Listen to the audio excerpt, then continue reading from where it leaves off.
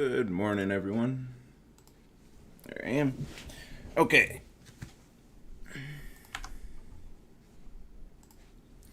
Let's do CSE116. Who's ready? Oh, I gotta do one quick thing.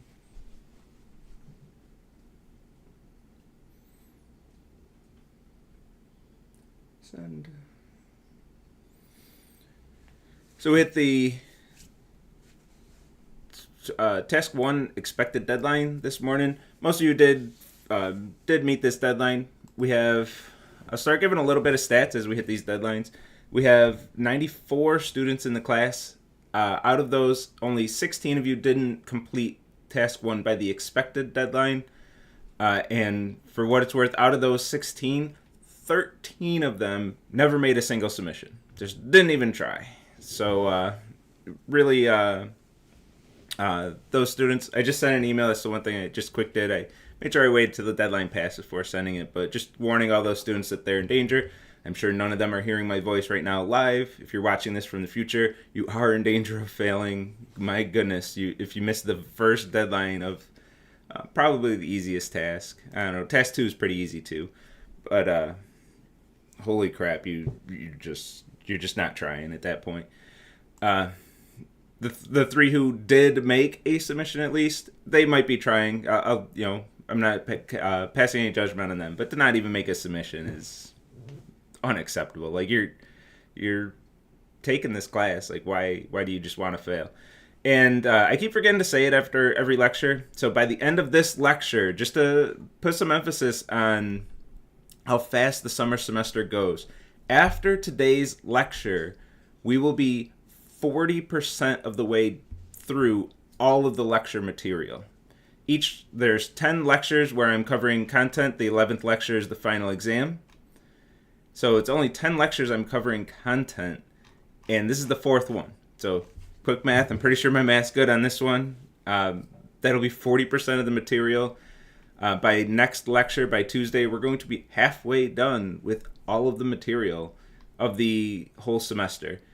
So to not have made a single submission, and unless they do in the next few hours, to not even make a single submission after the 40% mark of the semester is like you can't expect to pass by doing that. But again, I'm not talking to anyone. I'm just letting you all know that you're doing a good job, because I'm sure those students have not watched probably no lectures yet either.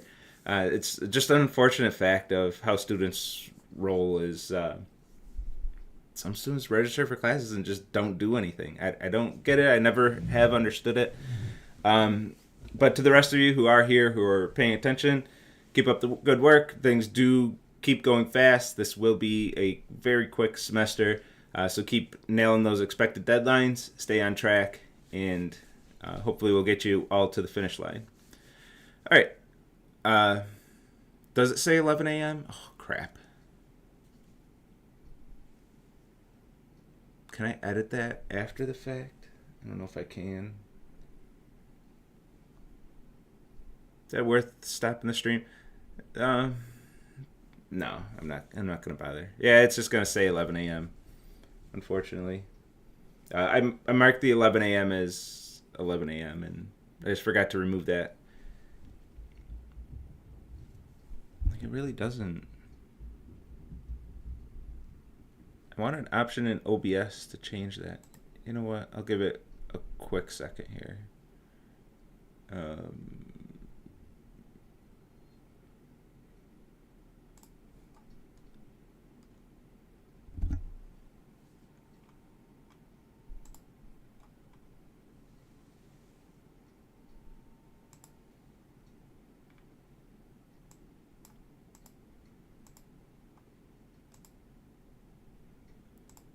I can view it.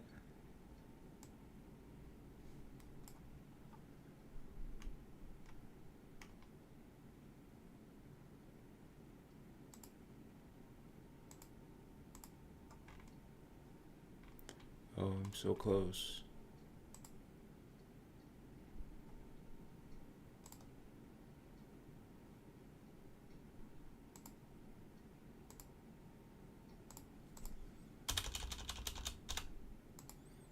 Okay. Hey, we got there. And okay, yeah. If you refresh, if the title bugs you, if you refresh, the title will be. It probably didn't bug any of you, but it bugged me. If you refresh, the title will be updated. Okay, so let's get into it. Let's get into content. I don't think I have any other announcements. I guess I can briefly go through. Maybe I should go through each task just very briefly at the beginning of each lecture, but we got to get to the content too. So for this task, this is going to be your first objects and classes assignment. So you're going to be creating your own classes for this one. For task 1, the classes were already created for you. For this one, you'll create them. To create a class, I saw the question on Piazza, so it might be worth just doing this quick, is right-click on the package, go to New Class. I guess I did this in lecture multiple times. Oh, but in the other lecture, that's right. So y'all might not have seen it. And then, create your song class. So when I say create a song class in the ratings package, right-click the ratings package, go to New Class, type song. That's going to give you your song class with the right package and public class song. And then you start doing the assignment from there. So you'll be creating your own classes and giving constructors and methods and instance variables, all this kind of stuff that we're going to learn in today's lecture. And you're going to create 3 classes: song, rating, and reviewer. For this, the new part of the structure of the assignment is going to be the testing utility methods. For this, you're going to write 3 methods: compare songs, compare ratings, and compare reviewers, which is going to do what the names imply. It's going to compare songs is going to take 2 song references and compare if those 2 songs have the same values. If those songs have the same values, this should return true. If they do not have all of the same values for their title, artist, and ID, then compare songs should either return false, or what I recommend is have an assert that will fail.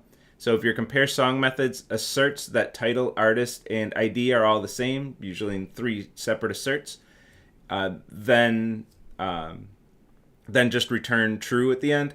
If you ever get to the return true, then that means all of the asserts passed, because if an assert fails, the whole test shuts down and fails. So you can just return true at the end.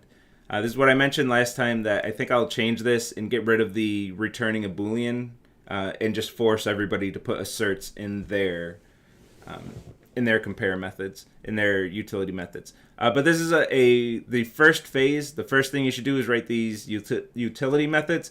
And as this name implies, these are meant to be used in your testing. So when you write your tests, call your testing utility methods whenever you need to compare 2 songs, 2 ratings, or 2 reviewers. Call your utility methods so you're not duplicating a lot of work throughout your entire assignment. A lot of the issues that I see with this, including this semester already for students getting ahead, was not calling their utility methods. You wrote those methods for a reason. It's to call them. I call them the utility methods here. You can also call them helper methods, like I have before. They're a little different because they're helping a specific purpose. They're helping your unit tests. I don't know. I guess I call the compare doubles a helper method, so I don't know. But you can think of these as helper methods and call them from your tests. Students forgetting to test all of the values in the objects that they're testing in these tests is one of the most common Piazza and office hour questions for this one. Follow the structure that I'm laying out for you. Call, compare songs, compare ratings, compare reviewers. Makes things a lot easier.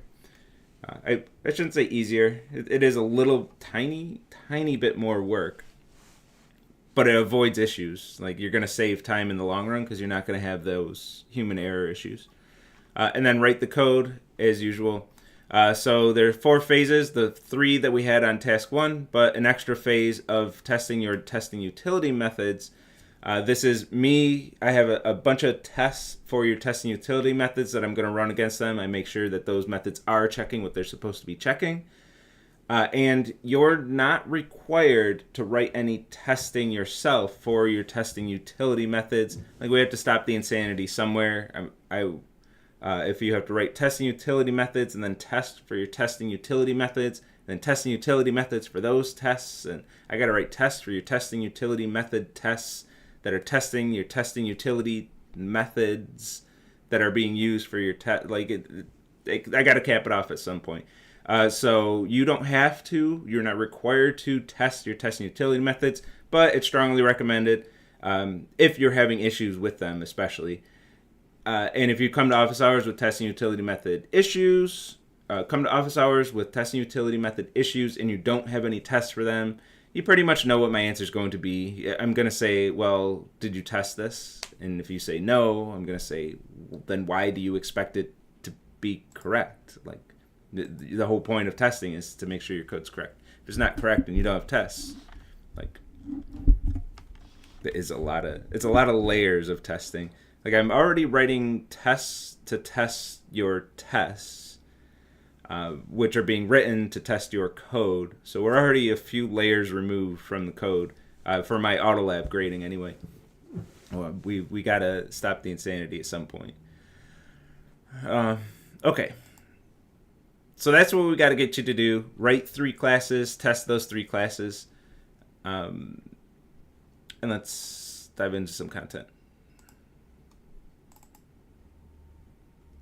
So my slides are labeled week 3. I don't think I've renamed my slides in a long time. I don't know how many students really watch the file names of my slides. Maybe I should update them someday.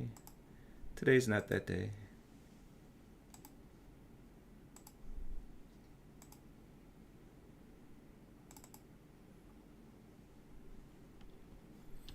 Okay.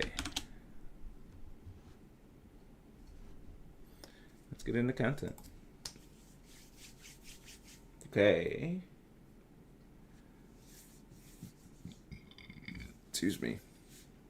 And let's talk about objects and classes. That's what we're talking about today. Now, we've used classes throughout the whole semester already. I say whole semester, the past week and a half, but that's about a third of the content of the whole course. So, however way you want to look at it. But we've been using classes the whole time because in Java, everything has to be in a class. All your code has to be in a class.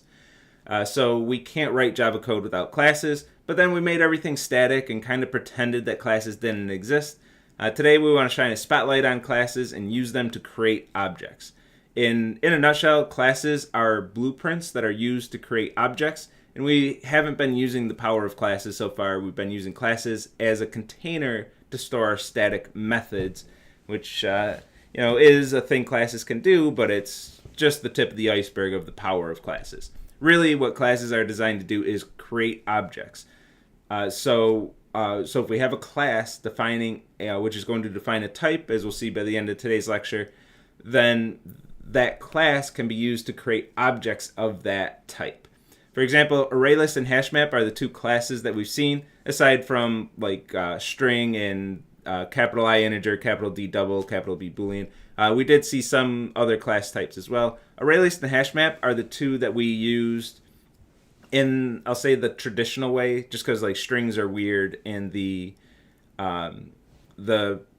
class types for the primitives have auto boxing, so you don't really have to think about the fact that they're objects. ArrayList and HashMap are the 2 that we've really seen in action as classes creating objects, and this is where we had the new keyword. When we said new ArrayList, what we're doing is saying the ArrayList is a class. There's a class named ArrayList. I would like a new object of type ArrayList.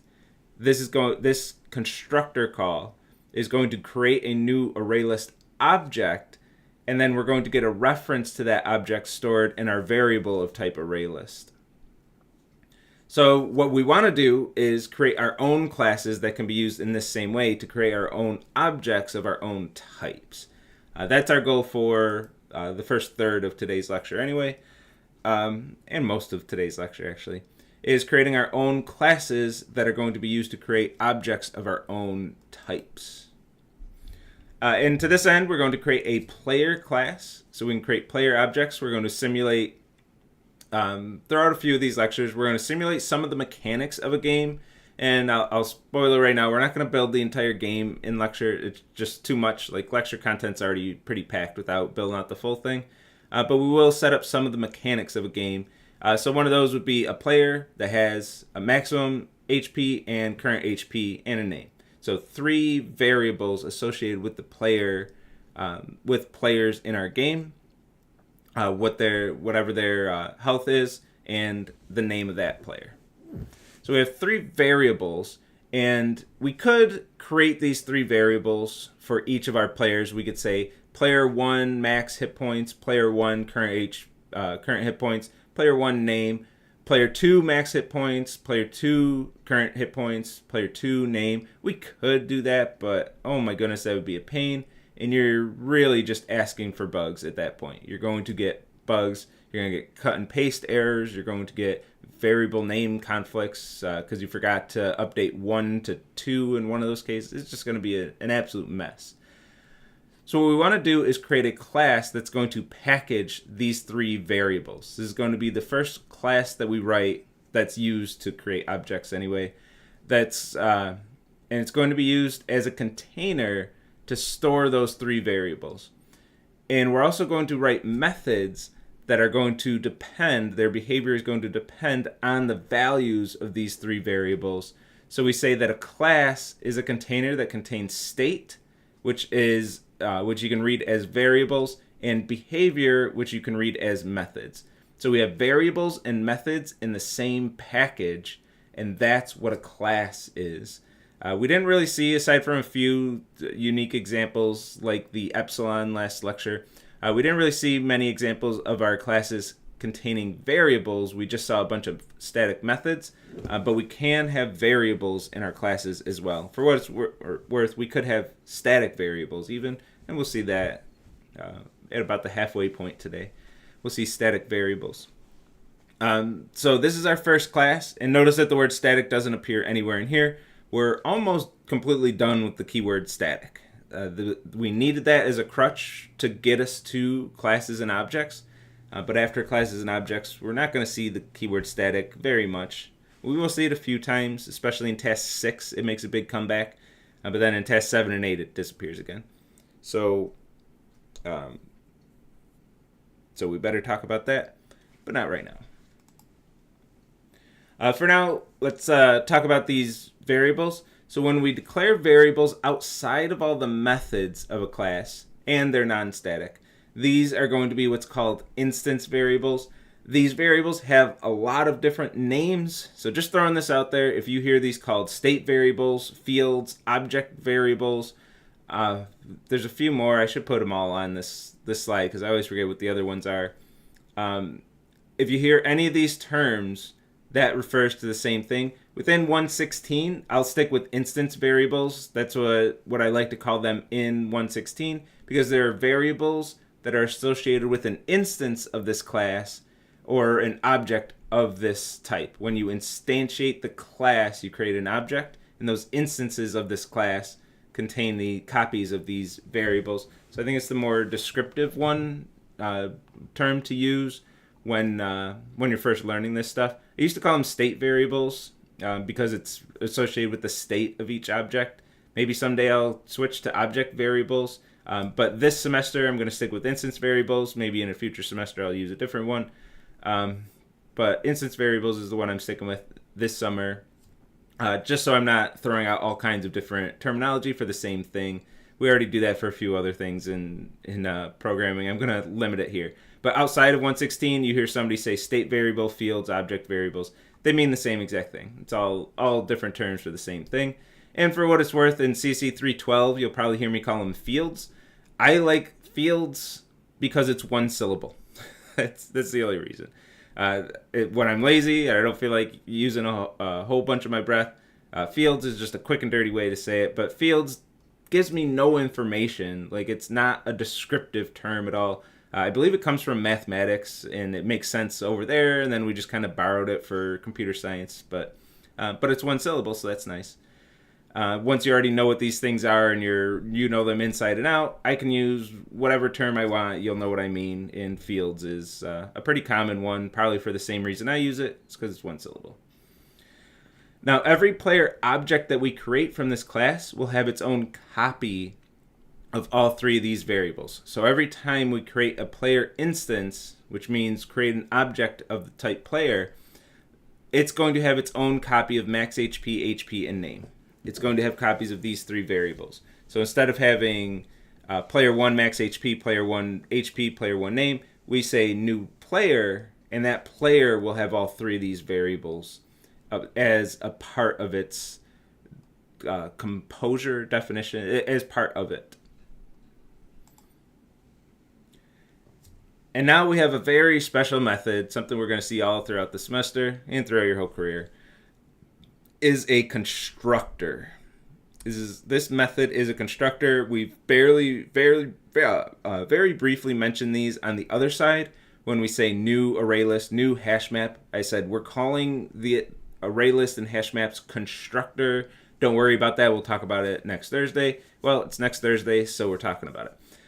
Now we're on the other side where we're writing the constructor that's going to be called. So when you want to write a constructor, you're writing the method that's going to be called when the object is created, when an object is instantiated, and using the keyword new. And to write a constructor, we need a few key points that have to be there in order for Java to treat this as a constructor, similar to our main method where we have to have very specific keywords in the right structure for Java to recognize it as a main method. Same thing for the constructor, and those things are,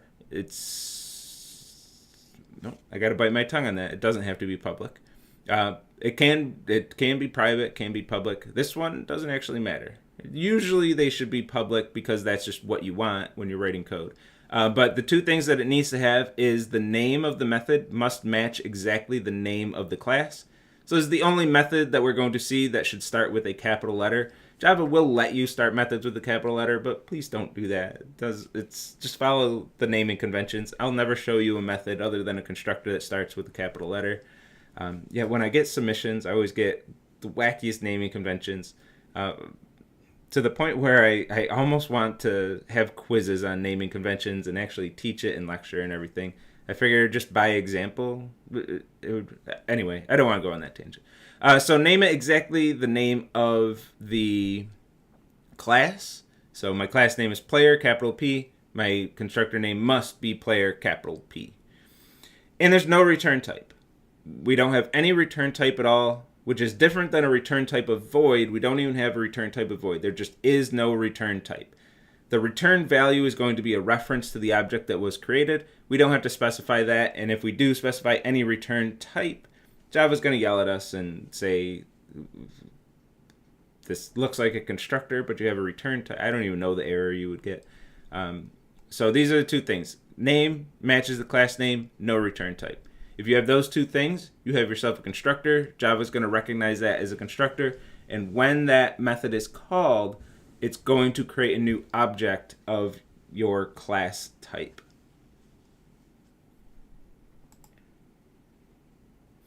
When we want to call this, we're going to use the keyword new. We saw this on the object creation side, new array list, new hash map. We're calling the method. So when you say new, you're saying I'm about to call a constructor. And then you call the constructor just like any other method. The name of the method, which is the name of the class, and then any parameters that you have to have matching arguments. So I take a string and an int. So new player, some string, some int. That's my constructor method call. And since I said new, we know it's going to be constructor. And this expression will resolve to a reference to the object that was created. So when we said new array list, that expression resolved to a reference to the array list that was created on the heap. And all of our objects are going to go on the heap. It's all by reference, so a little foreshadow there. Everything's going to be by reference here. And then inside the constructor, this is where we're going to initialize our instance variables. That's usually the only purpose of a constructor, is to initialize the object. I'll say it a little differently. Is the purpose of a constructor should only be to initialize your instance variables. If you're doing more than that in a constructor, you're doing too much, and that should be a separate method. That we're going to initialize the instance variables. Here I'm only taking 2 parameters, but I have 3 instance variables. Sometimes these will match. For your homework, it's going to be 1-to-1. There's going to be as many parameters as instance variables. When they do mismatch like this, just make sure you're paying attention to what is happening here. Your constructor is a method call. Method calls take whatever their parameters are and put those on the stack. It doesn't take by default all of the instance variables. Once we get into this constructor call, we're going to initialize the instance variables, and we're going to see the keyword this for the very first time in the semester. This is going to be a reference to the object that's being created. And in general, it's going to be a reference to the object that called the method. For a constructor call, technically the calling object is the object that's being created. So this is a reference in a constructor call. This is a reference to the object that's being created. So if we have a reference to the object that's being created, we're going to use the dot operator to head over to that object on the heap and set its instance variable that we're concerned with to its initial value. So we're going to set its max HP equal to max HP, its HP also equal to max HP. So we're going to initialize them at full health when they spawn into the game, and then set their name equal to the name parameter. Now with the parameter, I'm not doing this dot. So when I say name, I get the parameter on the stack. When I say this dot, I'm heading over to the heap and using the name variable over on the heap. So the difference between this dot and then just a variable name is going to matter. It does make a difference. Can we change the name of the reference to anything other than this dot variable? No, this is a keyword in Java. It has to be this.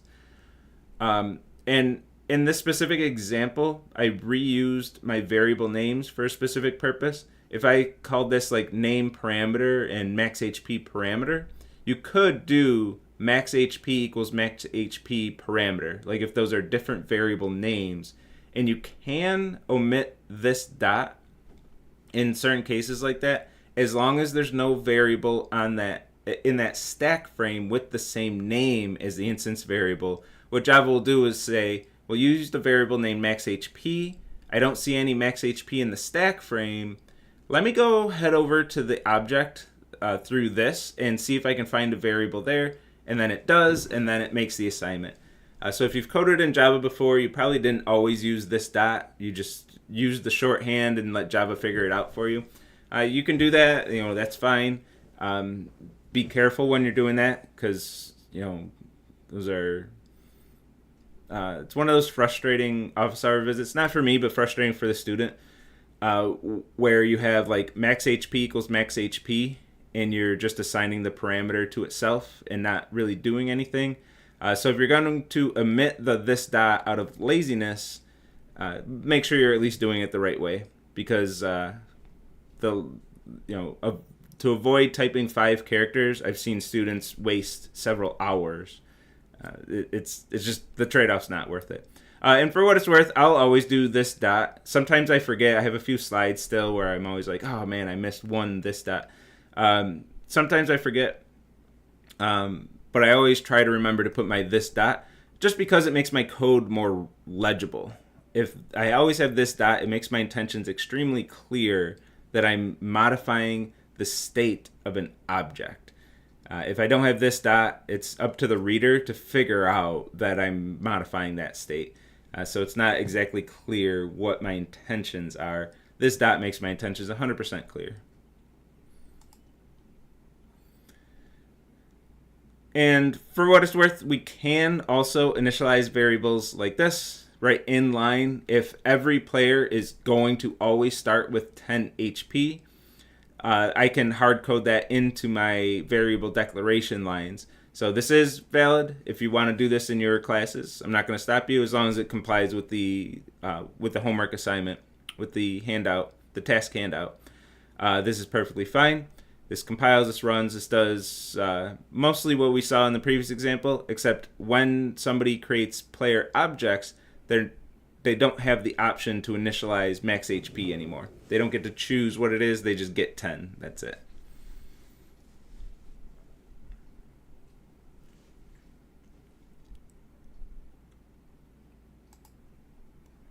And then private. I tactfully avoided talking about private. Let's talk about this right now. So far everything we've seen was public, and I said public means you can call this code from anywhere. So in comparison, private means that we can only access these variables from within this class. When I say within the class, I mean within these two braces. If your code is not within these two braces, it cannot access any of its private variables or private methods, as we'll see later. So none of these three variables can be accessed from outside the player class. If you're outside of these parentheses, none of these three variables are accessible. If you, outside of this class, say player1.maxhp, you're going to get an error because you can't access that variable. It's not allowed because it's private. If it were public, you would be able to do that. Private, no. And this is the Java way, for lack of a better term. This is the way the Java community does things, and for good reason. I don't know. I might go on a tangent and explain that reason. I don't know. I don't really want to though. But if somebody asks, I certainly will. Actually, I do. I just want to stay on track with the lecture. But private means we can't access it from outside this class. So why and what and how? How are we going to work with these variables from outside the class if we can't access them? Why would we ever do this, and how does this work? So let's answer the why first. Why would we ever have private instance variables? And this is to leverage something called encapsulation. Something I used to not talk about in lectures. We talk about it all the time. You've been doing encapsulation since 115, but I never called it by name. And then I had one of my TAs, when they were alumni, they were, or alumnus, I guess, to be proper. They said they had a job interview where one of their questions was, explain encapsulation. And that's it. Then the interviewer just stared at them, like, explain encapsulation. And they're like, I don't know what encapsulation is because my professors never used that word. So I want to make sure I use that word just so nobody else is in that situation. For what it's worth, he's like, I've never heard about encapsulation. And the interviewer gave a brief, like, what is encapsulation? And then they were like, oh, yeah. Oh, I've done that all the time, and gave a whole bunch of examples of when they've used encapsulation. They just didn't know the word. So encapsulation is where you hide the details from other people. Nobody really cares that the player class has these instance variables. They just want the player to have some HP versus max HP in a name. Nobody cares how you're storing those. For example, if these were longs instead of ints, if these were doubles instead of ints, nobody would ever care. As long as your code works and works properly, nobody's going to care about that stuff. So we're going to hide the details and then expose public methods for others to be able to interact with our objects and with the rest of our code. So anything that the public at large doesn't need access to, we're going to hide that. And this is the idea of encapsulation. Only expose to everybody things that they'll actually need to care about and need to use. But how do they even do that? So how does anyone even use these? They're private and we have no methods to access them. Well, let's create methods to access them. So incoming getters and setters. This is just a part of Java. If you're coding in Java, you're going to have getters and setters, like it or not. And I don't like it for what it's worth. But in Java, getters and setters are a fact of life. Get used to them. They're not going anywhere. It's a Java thing. So getters and setters are how we're going to interact with our instance variables.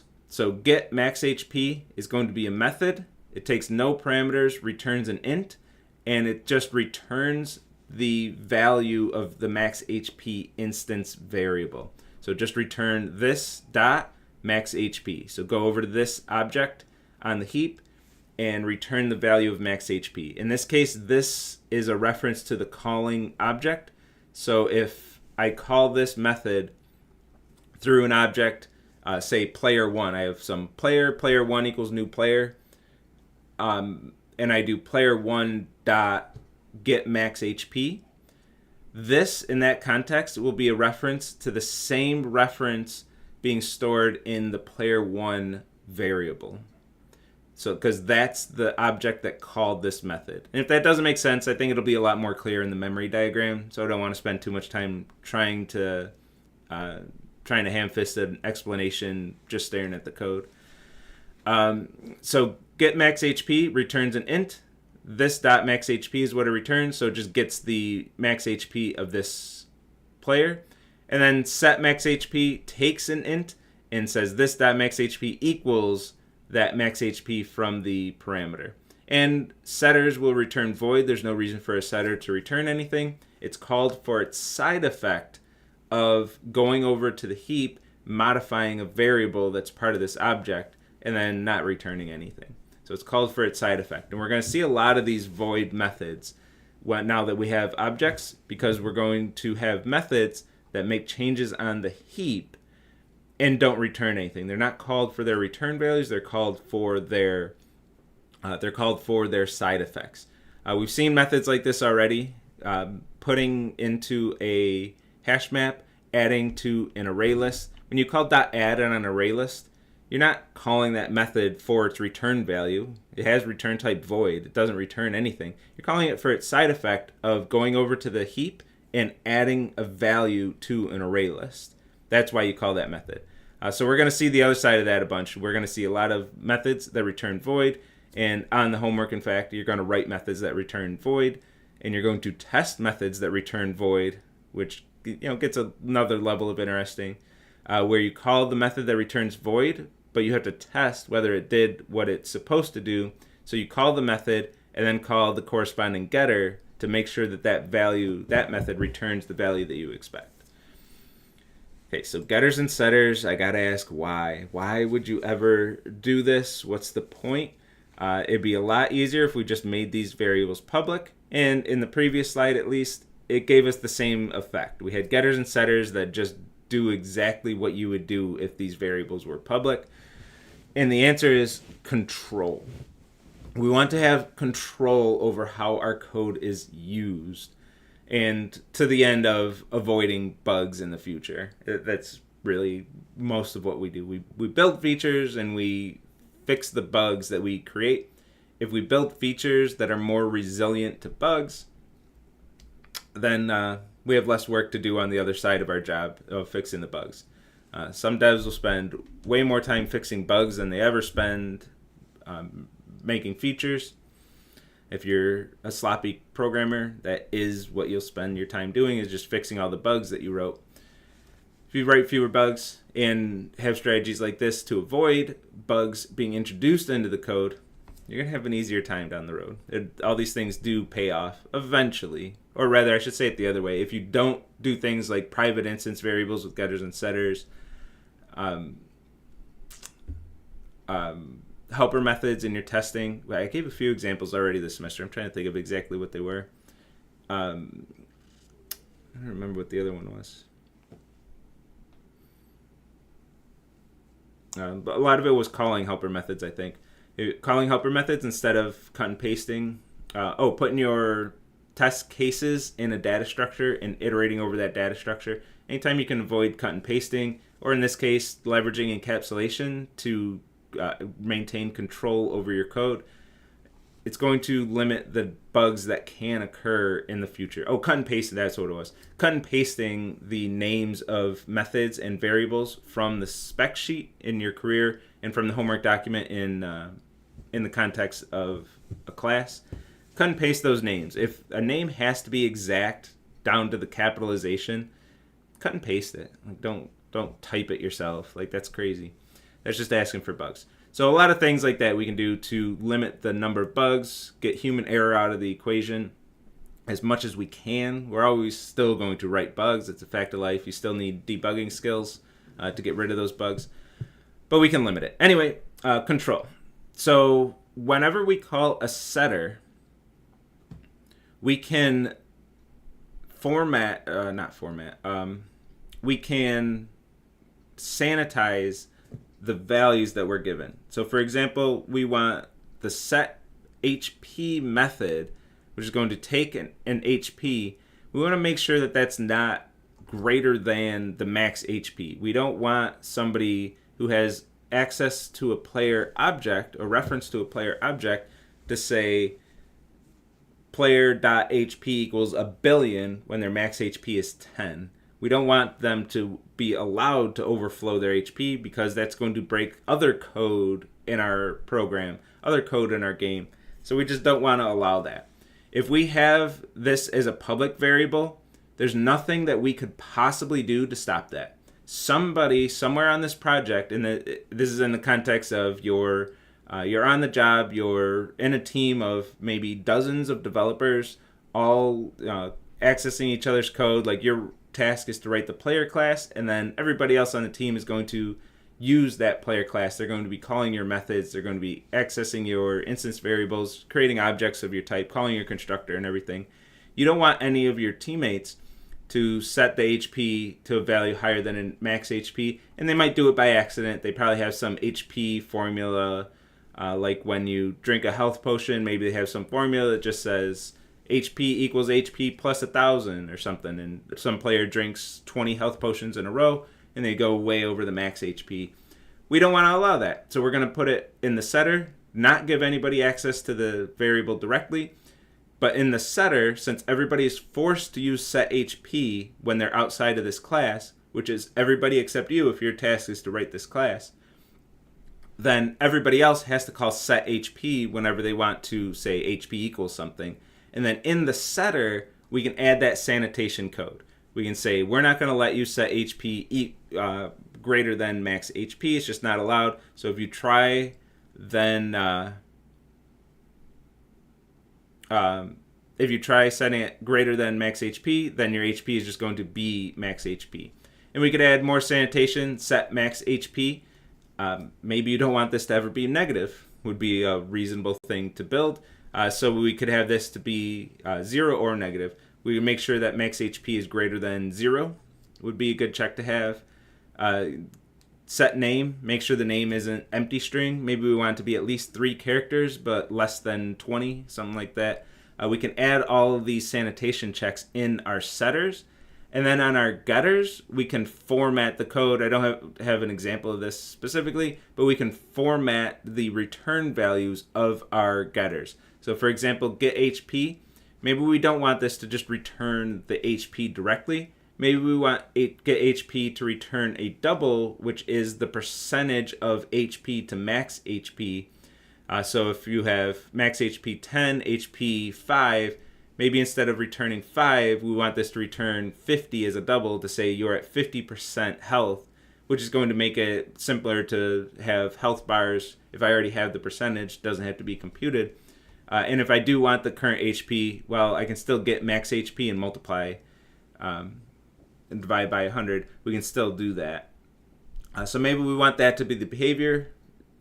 And if we have a getter, we can just make that change.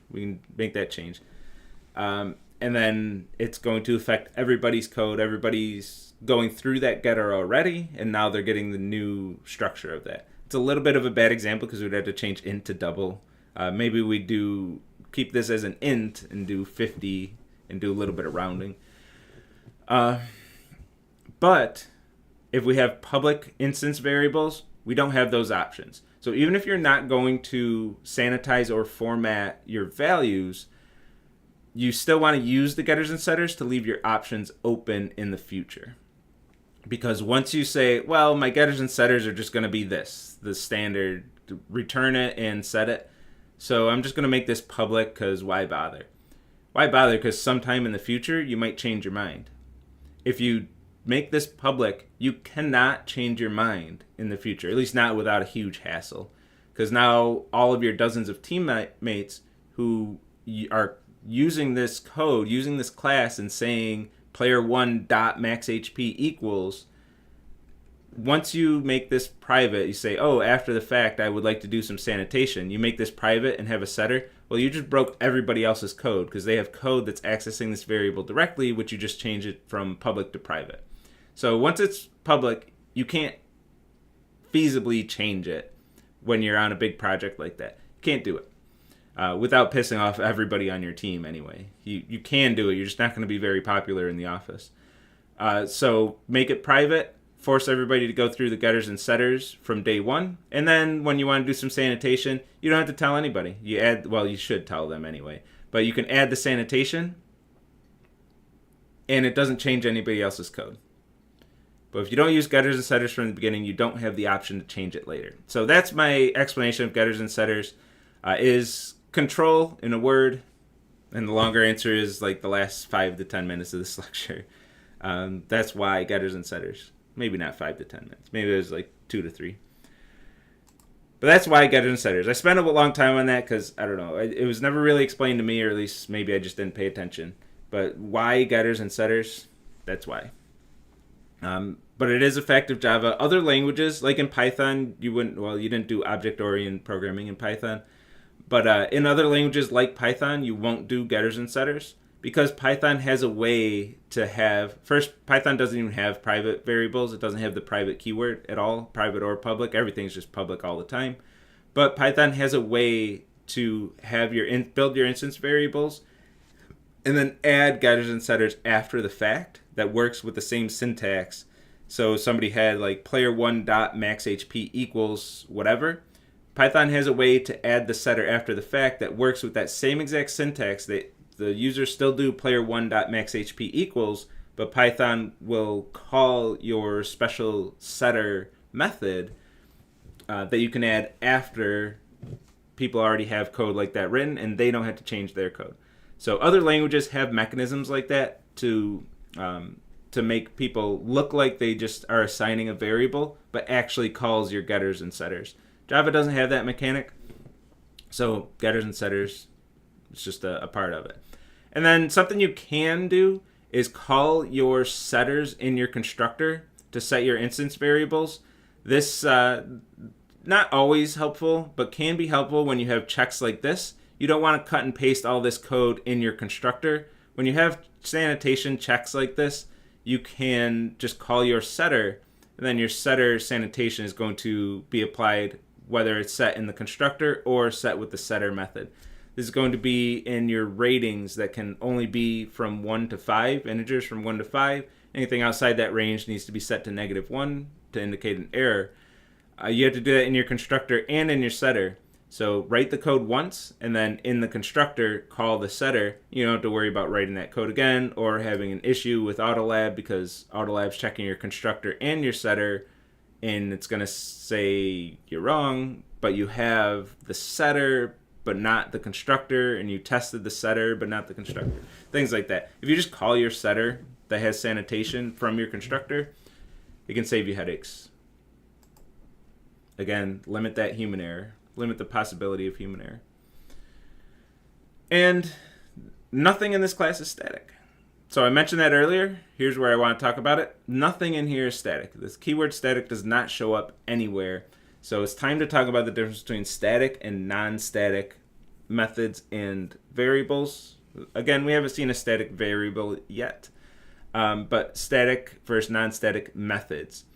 So a static method is called through the class itself. When we called the average method in task 1, we said problem set with capital P, capital S, the class itself, problem set dot average. We call that method through the class. For every non-static method, we're going to call these methods through objects that are created by the class. So we're going to say new player, like player1 equals new player1 dot. So we're not going player, capital P, player dot anymore. That's how we call static methods. Now we're going to create objects of this type and say player1 dot get max HP. Player1 dot set HP. So we're calling non-static methods through the objects that we create, and variables, non-static variables, are associated with the objects we create. So non-static is associated with objects, static is associated with classes. That's the difference between the two. That's the big difference.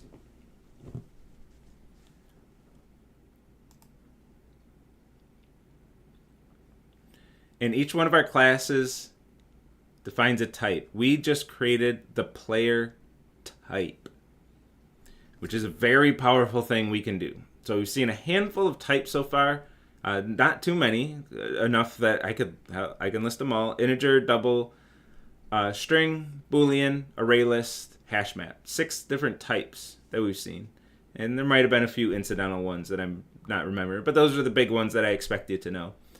Now that we have the power to write classes, we're going to define more types. Just like the array list, player is a type, meaning we can have objects of type player or references to objects of type player.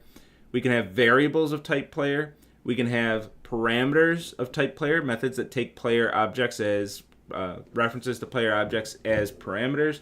We can have methods that have a player as their return type. They'll show up once on your homework. I tried all of these at least once on the homework. I shouldn't say try. I had all of these at least once on the homework. Wait, do I have a method that takes something as a parameter? Anyway, we have the reviewers rate song method, which will return a rating object. So we can use this anywhere. We could use something like array list or like capital I integer. Anywhere we could use a class type. Oh yeah, that's the last one. Class type parameters in data structures. That one doesn't show up on the homework yet either. All of those places we can use player. Player is a new type. Array list, just like array list has a class, public class array list, just like we have public class player. So we just expanded the amount of types that exist in Java by writing this class.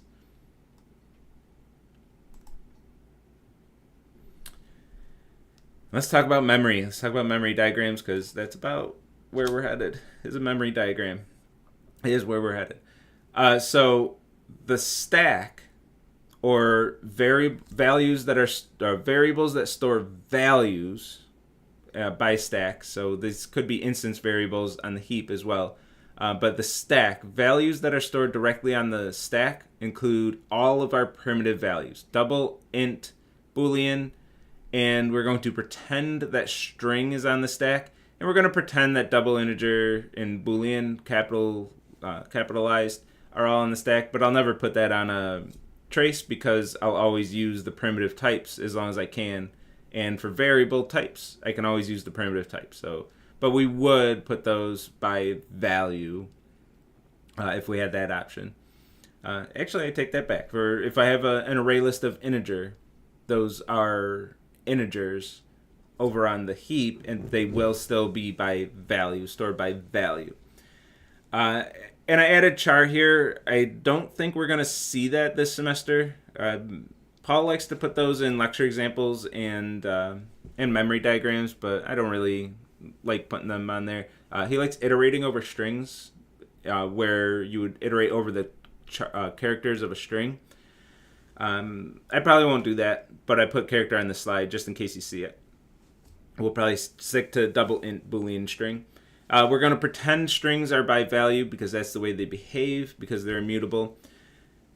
And this list is comprehensive, at least in CSE116 for what you'll see in 116. There's float, long, short, byte. There's a bunch of other ones. But this is of what you'll see in 116. This is comprehensive. These values, variables of these types, will store the values directly.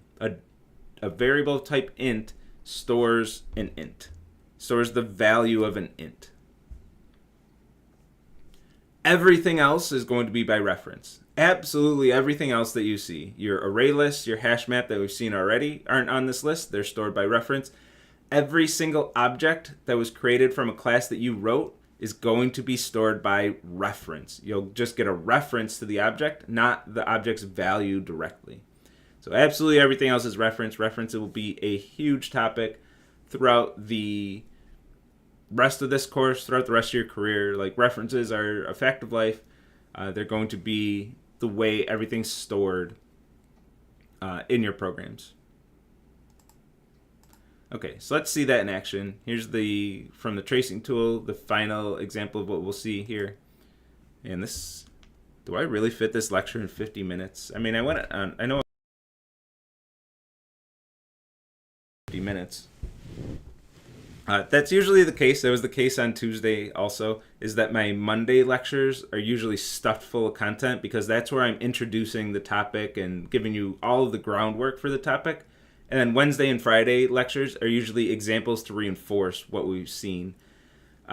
So you will see that pretty often. The Monday slides usually do go over in the regular semesters, in the spring and fall semesters, and you'll see that in the summer, where I'll go way past the 50-minute mark in the first third of the lecture, but we'll be able to catch back up in most cases. We'll be able to catch back up in the other two. So I'm not concerned is what I'm saying. Okay, so we have the rest of our class here. For memory diagrams, I'll usually cut down the code a bit. So anything that's not required, anything that we're not going to use, I'll trim it down just so I have more space on the slide. But we do have to add a main method. I have to actually use this stuff. So I'm going to say new player. I'm going to call the constructor to instantiate this class, make an object of this type. New player, give it 2 values to match its parameters, and that's going to return a reference to the new object that was created. I'm going to store that in a variable P1, create another player, store in P2, have this scary line right here, P3 equals P1. We already saw an example of this when we talked about array lists for the first time. I made sure I snuck in an example very early about this. This will be I think it's the first, I guess constructors too, but it's the first challenging, somewhat moderately challenging one where if you get this wrong on a memory diagram, it's an instant fail. If you don't execute this line properly, really these first 3 lines, but the first 2, if you're paying attention at all, you should get the first 2. But this one is one that will trip students up. So this is one of the things I'll repeat over and over and over again throughout this lecture, and not too much after this lecture, honestly. I'll assume you have it by then, because there will be other points that I have to emphasize in other lectures. We're going to call the setName method. SetName is not static. So we do P1 through an object. P1 is a reference to an object. Dot takes us over to that object, and then call the method through that object, not through the class. With a static method, we would say capital P player dot setName. Now we're calling it through objects and modifying that specific object, and then printing out P3 dot getName. Again, calling the method non-static method through the object. And from this point on in the semester, I forgot to mention this. I think I had a bullet point, but on it, so maybe you read it. But from this point forward, most methods are going to be non-static. So when I say method, now, in the past, before this, when I said method, I usually just implicitly meant a static method. But now from this point forward, when I say method, I'm going to implicitly mean a non-static method. So most of what you'll see is going to be non-static, and I'm not going to explicitly say non-static method anymore. I'm going to just say method, and you should assume that that means non-static. But if I say static method, I'll explicitly say static method if I mean a static method. So we're going to see, switching the default, what method is. Default is going to be non-static moving forward. Okay, so we're going to create a new player. When we create a new player on the heap, we're going to see this a little bit differently than we have with ArrayList and HashMap. And this is more accurately reflecting how you would do your ArrayList and HashMap in the tracing tool for what it's worth. We're going to create a new player. When we say new player, that means create a new object on the heap of type player. When we create a new object on the heap of a type that we've created, we're going to label the type of that object, which is true in the tracing tool anyway if it's an ArrayList or HashMap, and give it a random reference, which again is true for ArrayList and HashMap as well. I chose 999 for this one. And what's stored on the stack is only going to be a reference. Just like array list and hash map, these are by reference. One of the new things is that the object is going to get copies of all of the instance variables of that class. So any variable declared outside of all the methods over in this no man's land up here, it's not in any method, any of those variables, that object is going to get a copy of all those variables on the heap. So this object on the heap gets max HP, HP, and name. This will be true for every object that we create. It'll get a copy of all of the instance variables. That's all the non-static variables. They don't get copies of the static variables because those belong to the class. But we're really not going to see static variables. I'll have like one example later in this lecture, and that's it. It's not something I'll use, at least not in a programming task or a quiz, which if it's not on either of those, you don't really have to know it, right? That's all I'm assessing you on is those two things. So we get copies of all the instance variables, and then we're going to call the constructor. We call the constructor as a regular method call. It's a method call. Its name is player. We put player right here.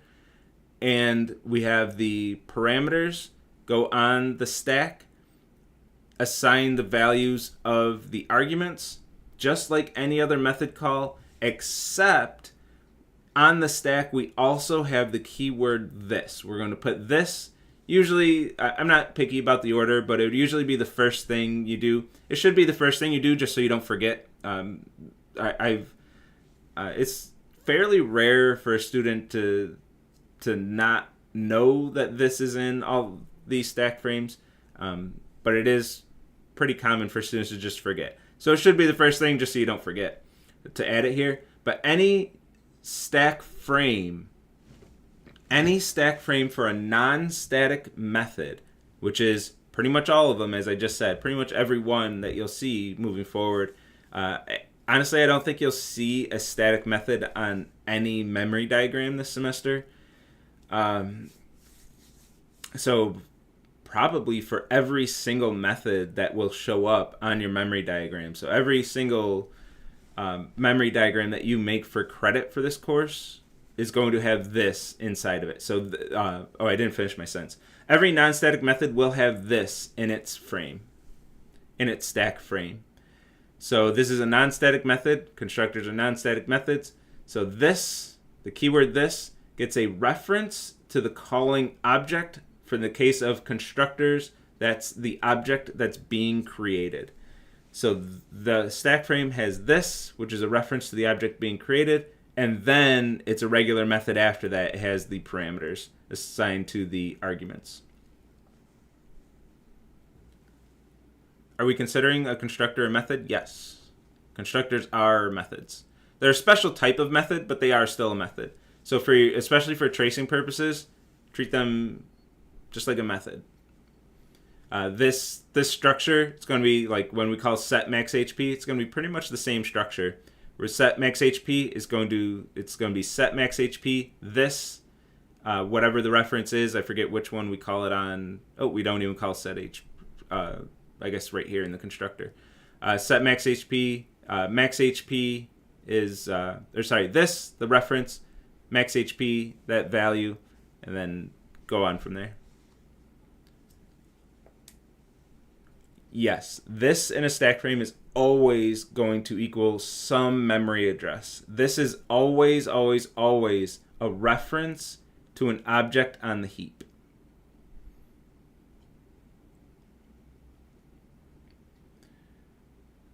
And then when we say, I won't always draw my arrows, I'll color coordinate my slides. But for this first one, I'll still draw my arrows. And I drew my arrows on the last one that we saw with array lists and hash maps.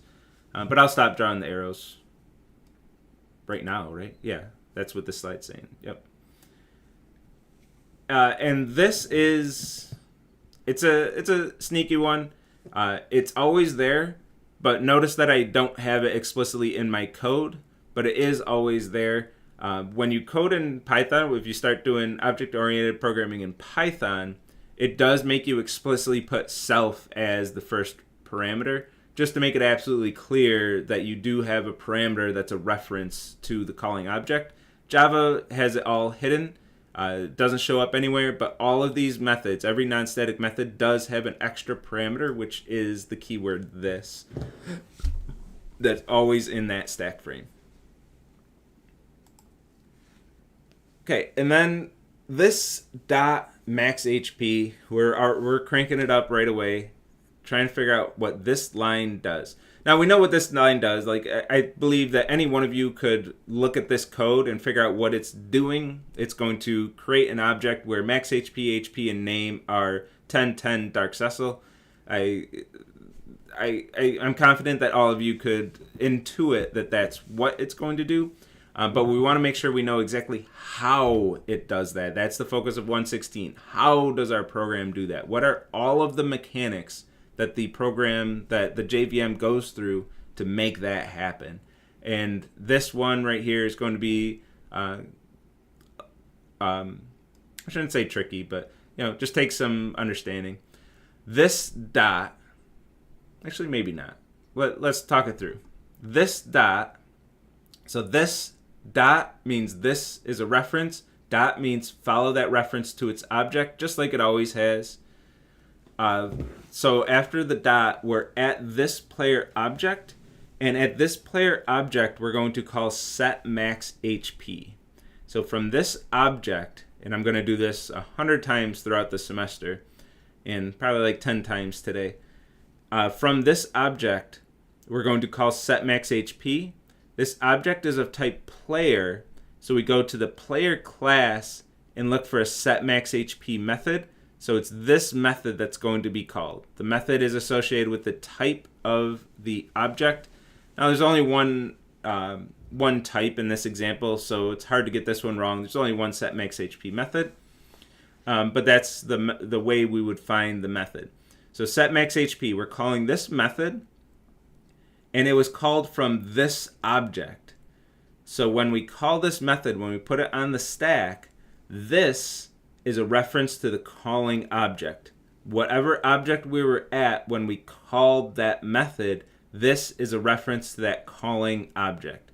Now there's only one object also, so it's, you can't get this one wrong quite yet. But then in this method, this dot max HP, so this dot max HP, when we're at an object and we have a variable name, we go to that variable, we look for that variable in this object. So we find max HP. So this dot max HP is this variable right here, and we're going to set it equal to max HP. We have a separate expression that we're resolving. So this expression, whenever we resolve an expression, we always start at the stack frame. So we go back to the stack frame and resolve max HP. We don't have any this dot. There's nothing telling us to head over to the object first.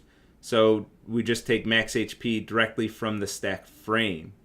When we did this dot max HP, we get this variable. When we do just max HP, we get this variable. But we always start in the stack frame.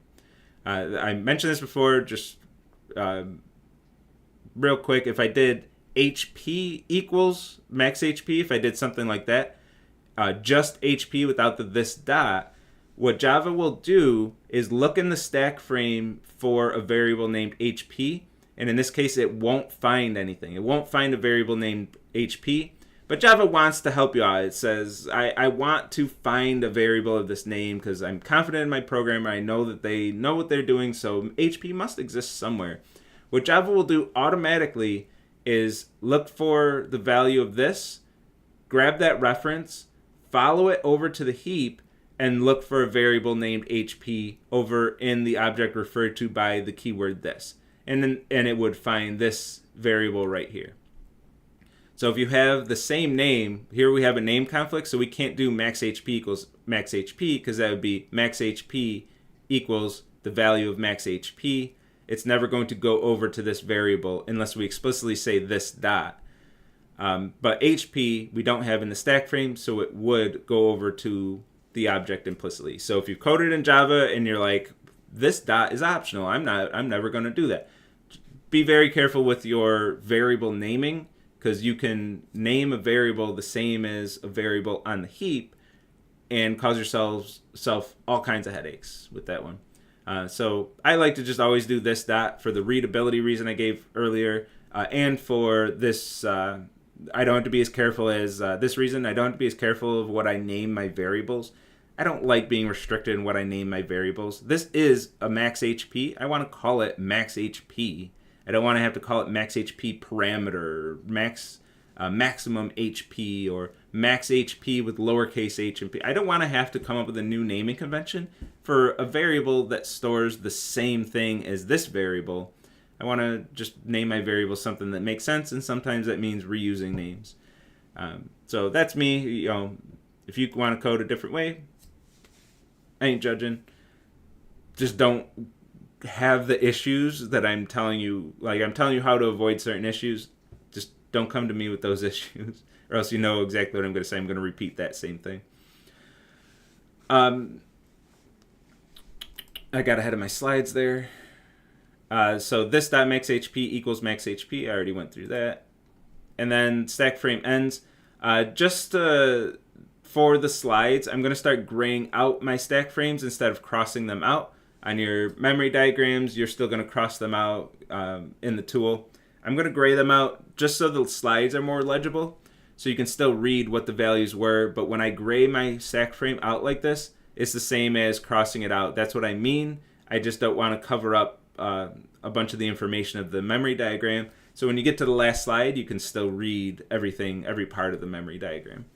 For grading purposes, like we'll deal with it. We'll look at your X's and figure out what's behind the X's. The slides, I like making them more legible, a little prettier. Okay, so set max HP resolves. I think I do want to pick it up now. Those are most of the key points that I wanted to make. So set HP, same thing. We have a conditional, but no variables declared inside the code block, so we don't have to worry about code blocks there. Set name, same thing. And then once the constructor resolves, it's going to return a reference to the object that was created. So new player, this constructor call resolves to OX999 in this case, a reference to the object that was created, and that's what's stored in P1. Just like we did for array list, except we didn't see the constructor stack frames. Oh, and now is as good a time as any to give this disclaimer. In your traces, like there is actually an array list constructor stack frame that goes on the stack, and the array list constructor does have instance variables and everything. In general, in this course, if a method call is internal to Java code, we don't trace it. We're only going to trace the code that we wrote. And once we get new ArrayList, that's internal to Java. The ArrayList class is part of Java. We don't trace Java code. We only trace the code that we're given. So on a quiz, any code that you're given, you'll have to trace. Any code that you're not given on the quiz, you don't have to trace. So that's why we never put the ArrayList constructor on the stack frame. The ArrayList calls for the add method, the size method, the get method. Same with hash map and put and all those. We never put any of those method calls on the stack because they're internal to Java. Here we have the code and we're tracing our own code, so we put this constructor and all these setters on the stack. Okay, so P1 got a reference to the object that was created. With ArrayList and hashmap, none of this would be here. We would just automatically draw out the ArrayList and then set the reference over here. So this is what we have to do when it's our own objects. And then for the next line, player P2 equals new player Kane14. What happens here? This is normally where I'd pause for a bit and stare at a lecture full of y'all. I'm not going to do that, especially with the slight delay on the stream. I'm not going to quiz you. I guess you can pause if you really want to quiz yourself. What's going to happen on this line? Well, the same exact thing. So we have the same exact thing that's going to happen here. And the key point that I want to make here is that when we create another new player, we do get a brand new object on the heap. Every time you see the keyword new, we're creating a new object on the heap. And each object on the heap has its own copy of all of the instance variables, which is exactly what we want. This is what we want, and this is why we use objects in classes, is so we can have multiple objects of the same type with their own copies of all of the instance variables. So when we have two players in our game and one of them gets hit and their HP goes down, we don't want them to share HP. We want them to each have their independent HP hit point values. We want them to have their independent names. We don't want them all to have the same name. So each object has its own copy of all of the instance variables. Same with array lists. You don't want all of the array lists in your program to store the same exact values. That'd be silly. We want different array lists that store different values.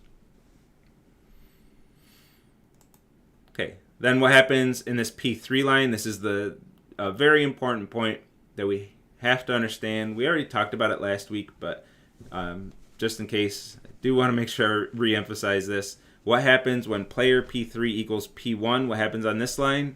Well, hopefully not the same thing again, because I don't have enough room on the slide to do that. And in fact, the same thing does not happen. P3 equals P1. When you have an assignment like this, you assign the value. What's the value of P1? OX999. So P3 gets OX999. We don't create a third object. We don't copy an object. We don't copy all the instance variables of this object and create a third one. None of that. P1 stores a reference. P3 gets the reference. It's I call this assigned by reference, but it is assigned by value, but the value is a reference. So it's, kind of assigned by reference. I'm not totally wrong, right? But we have this assigned by reference. P3 gets a reference. And also worth noting, P1, P2, and P3 are all in the main stack frame. And this is why we used to not do main stack frames before the tracing tool and outside of the tracing tool. Because in situations like this, P1, P2, and P3 are all in the main stack frame. But I can't, how do I draw the main stack frame when they're separated by all these other method calls that happen in between these variable declarations? I'd have to plan ahead and draw the main stack frame as big as all the variables that are going to be in it. I just gotta, it'd just be a pain. So we never drew it explicitly. Just every variable that's on the stack and not in a stack frame was implied to be in the main stack frame. So all three of these, P1, P2, P3, in your tracing tool would be in the main stack frame. Okay. And then P1.setName. P1.setName called from this object. We look in the player class for a setName method. This is the method that's called. This is going to be a reference to the calling object, OX999, and name is going to be the argument here, Paladin. So setName, this is 999, and then name gets the argument. This dot name, we find the variable here, equals name, which is resolved from the stack frame. Name is Paladin. So we cross that out, put the new value. This method returns void, but we called it for its side effect of modifying an object on the heap. This object is now modified, even though this setName stack frame is gone, it's not in memory, and it returned void. It didn't return anything. That method still had an effect on our program. It did change the name of this object on the heap. This object OX999 did change after that method call. And then P3.getName. P3.getName. So we call the getName method from this player. We look in the player class for getName. OX999 is the calling method. And we return this dot name. So this dot name, we return Paladin.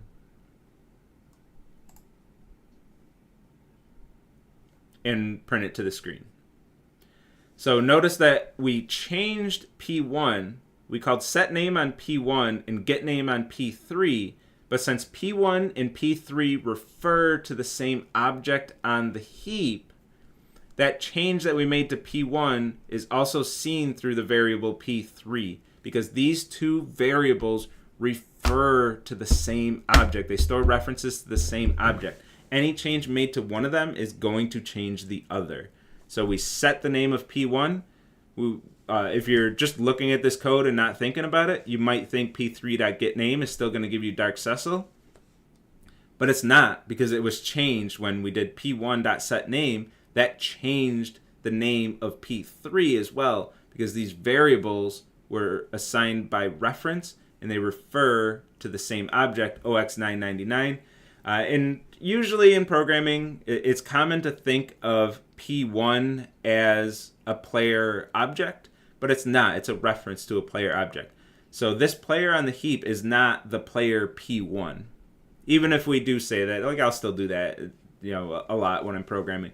This is not the player P1. This is some player on the heap, and a reference to this player happens to be stored in the variable P1, but a reference to this player also is stored in the variable P3.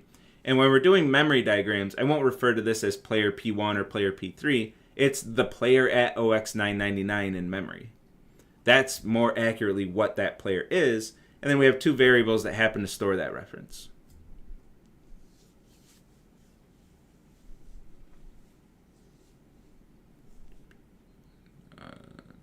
Above the 099 on set name, would you make an arrow pointing to P1?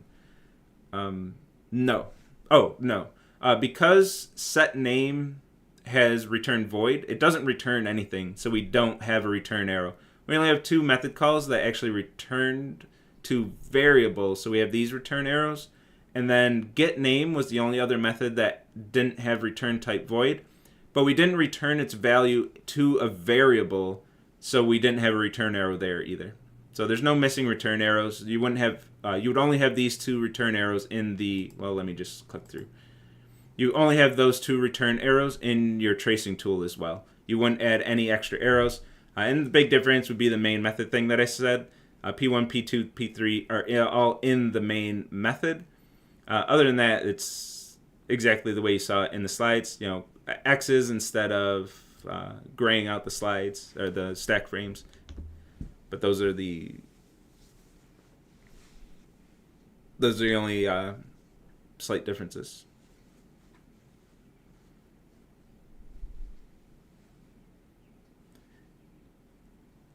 And that's this memory diagram.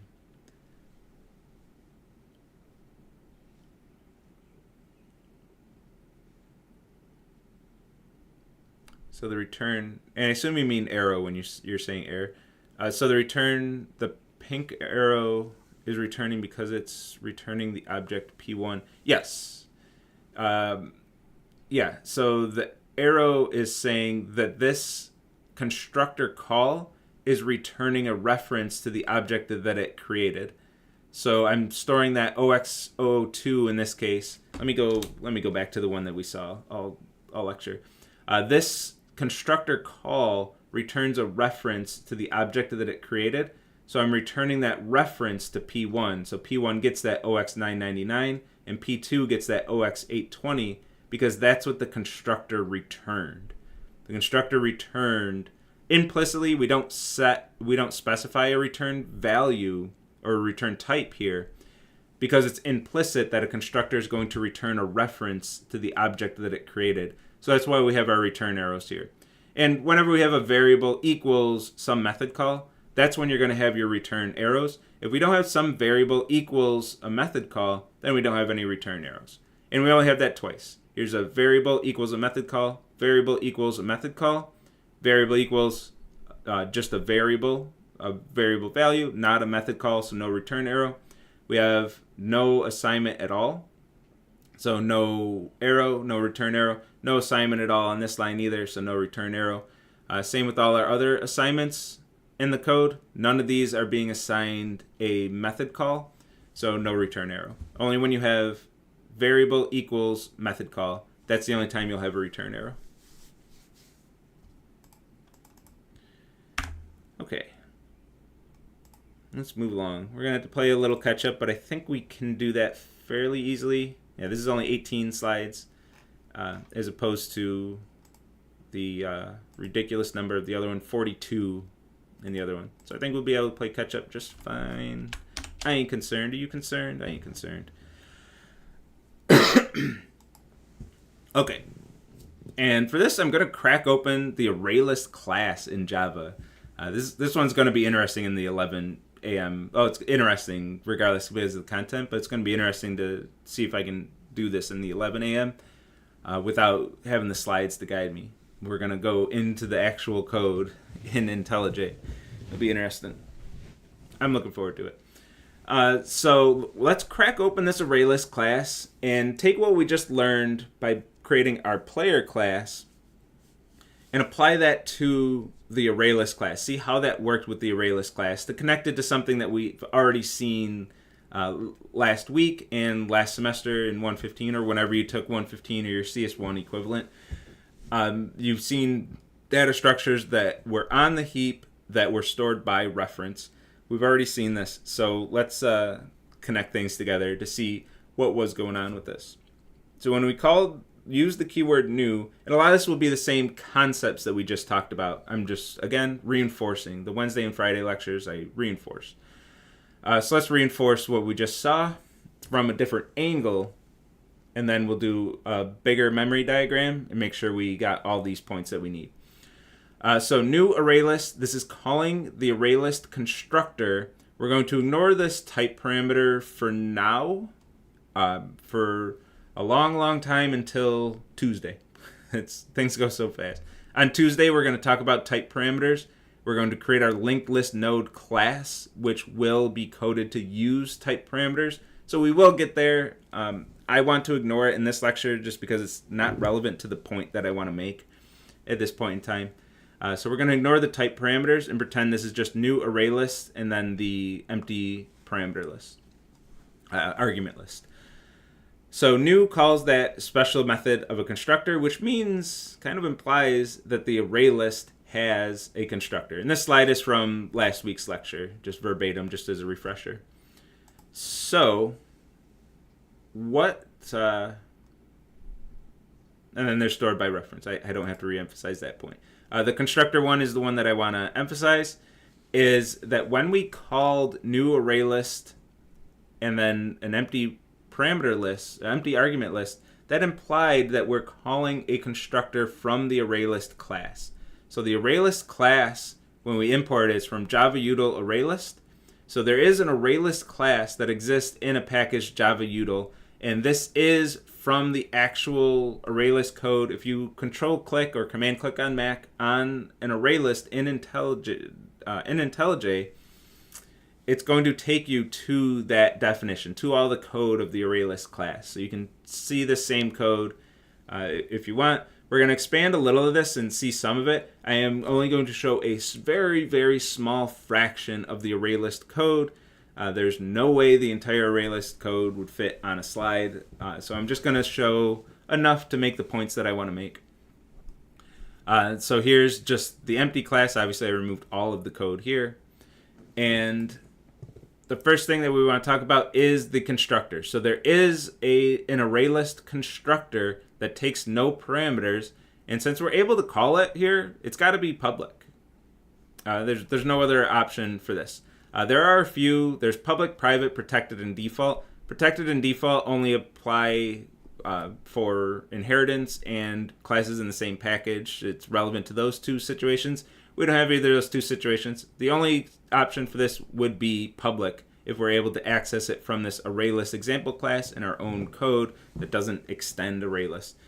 You can ignore most of what I just said. Just pretend only public and private exists. That'll be fine. That'll get you through all of 116, actually.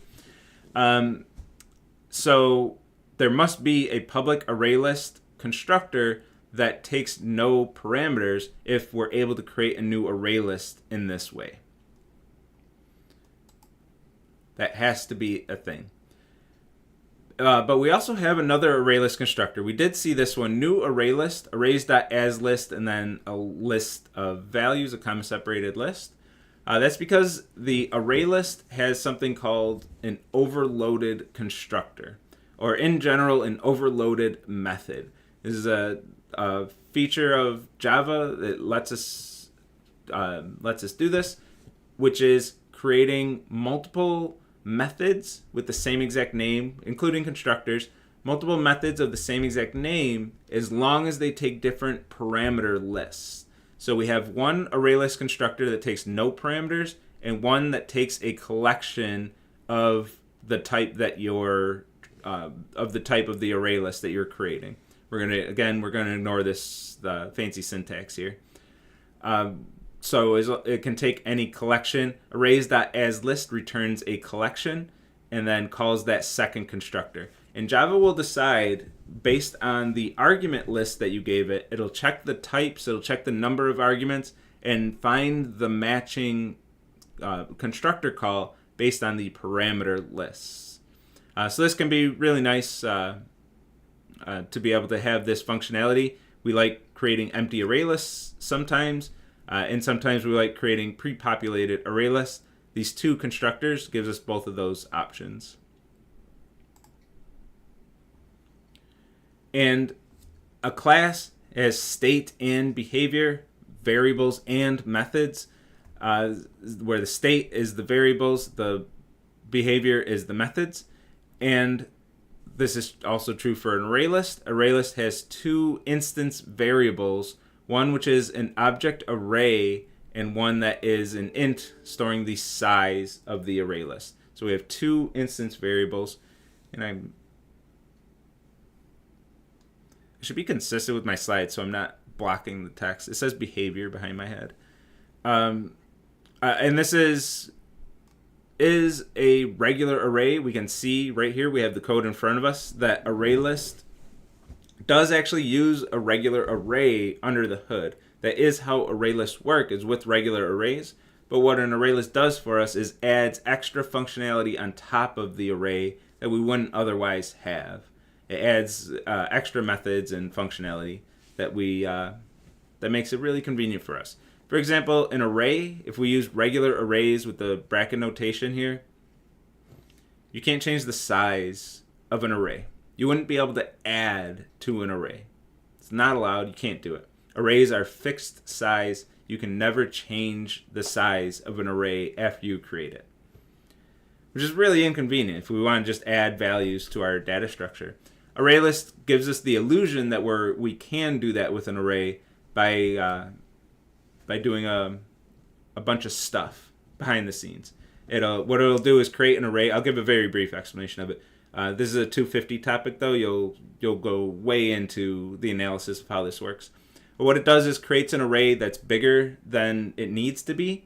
And then once you fill up that array, it'll create another one of twice the size of that old array and copy all of your values into the new array and throw away the old one. And then once that one fills up, it'll create another one that's twice the size. And keep going like that. So we have our instance variables.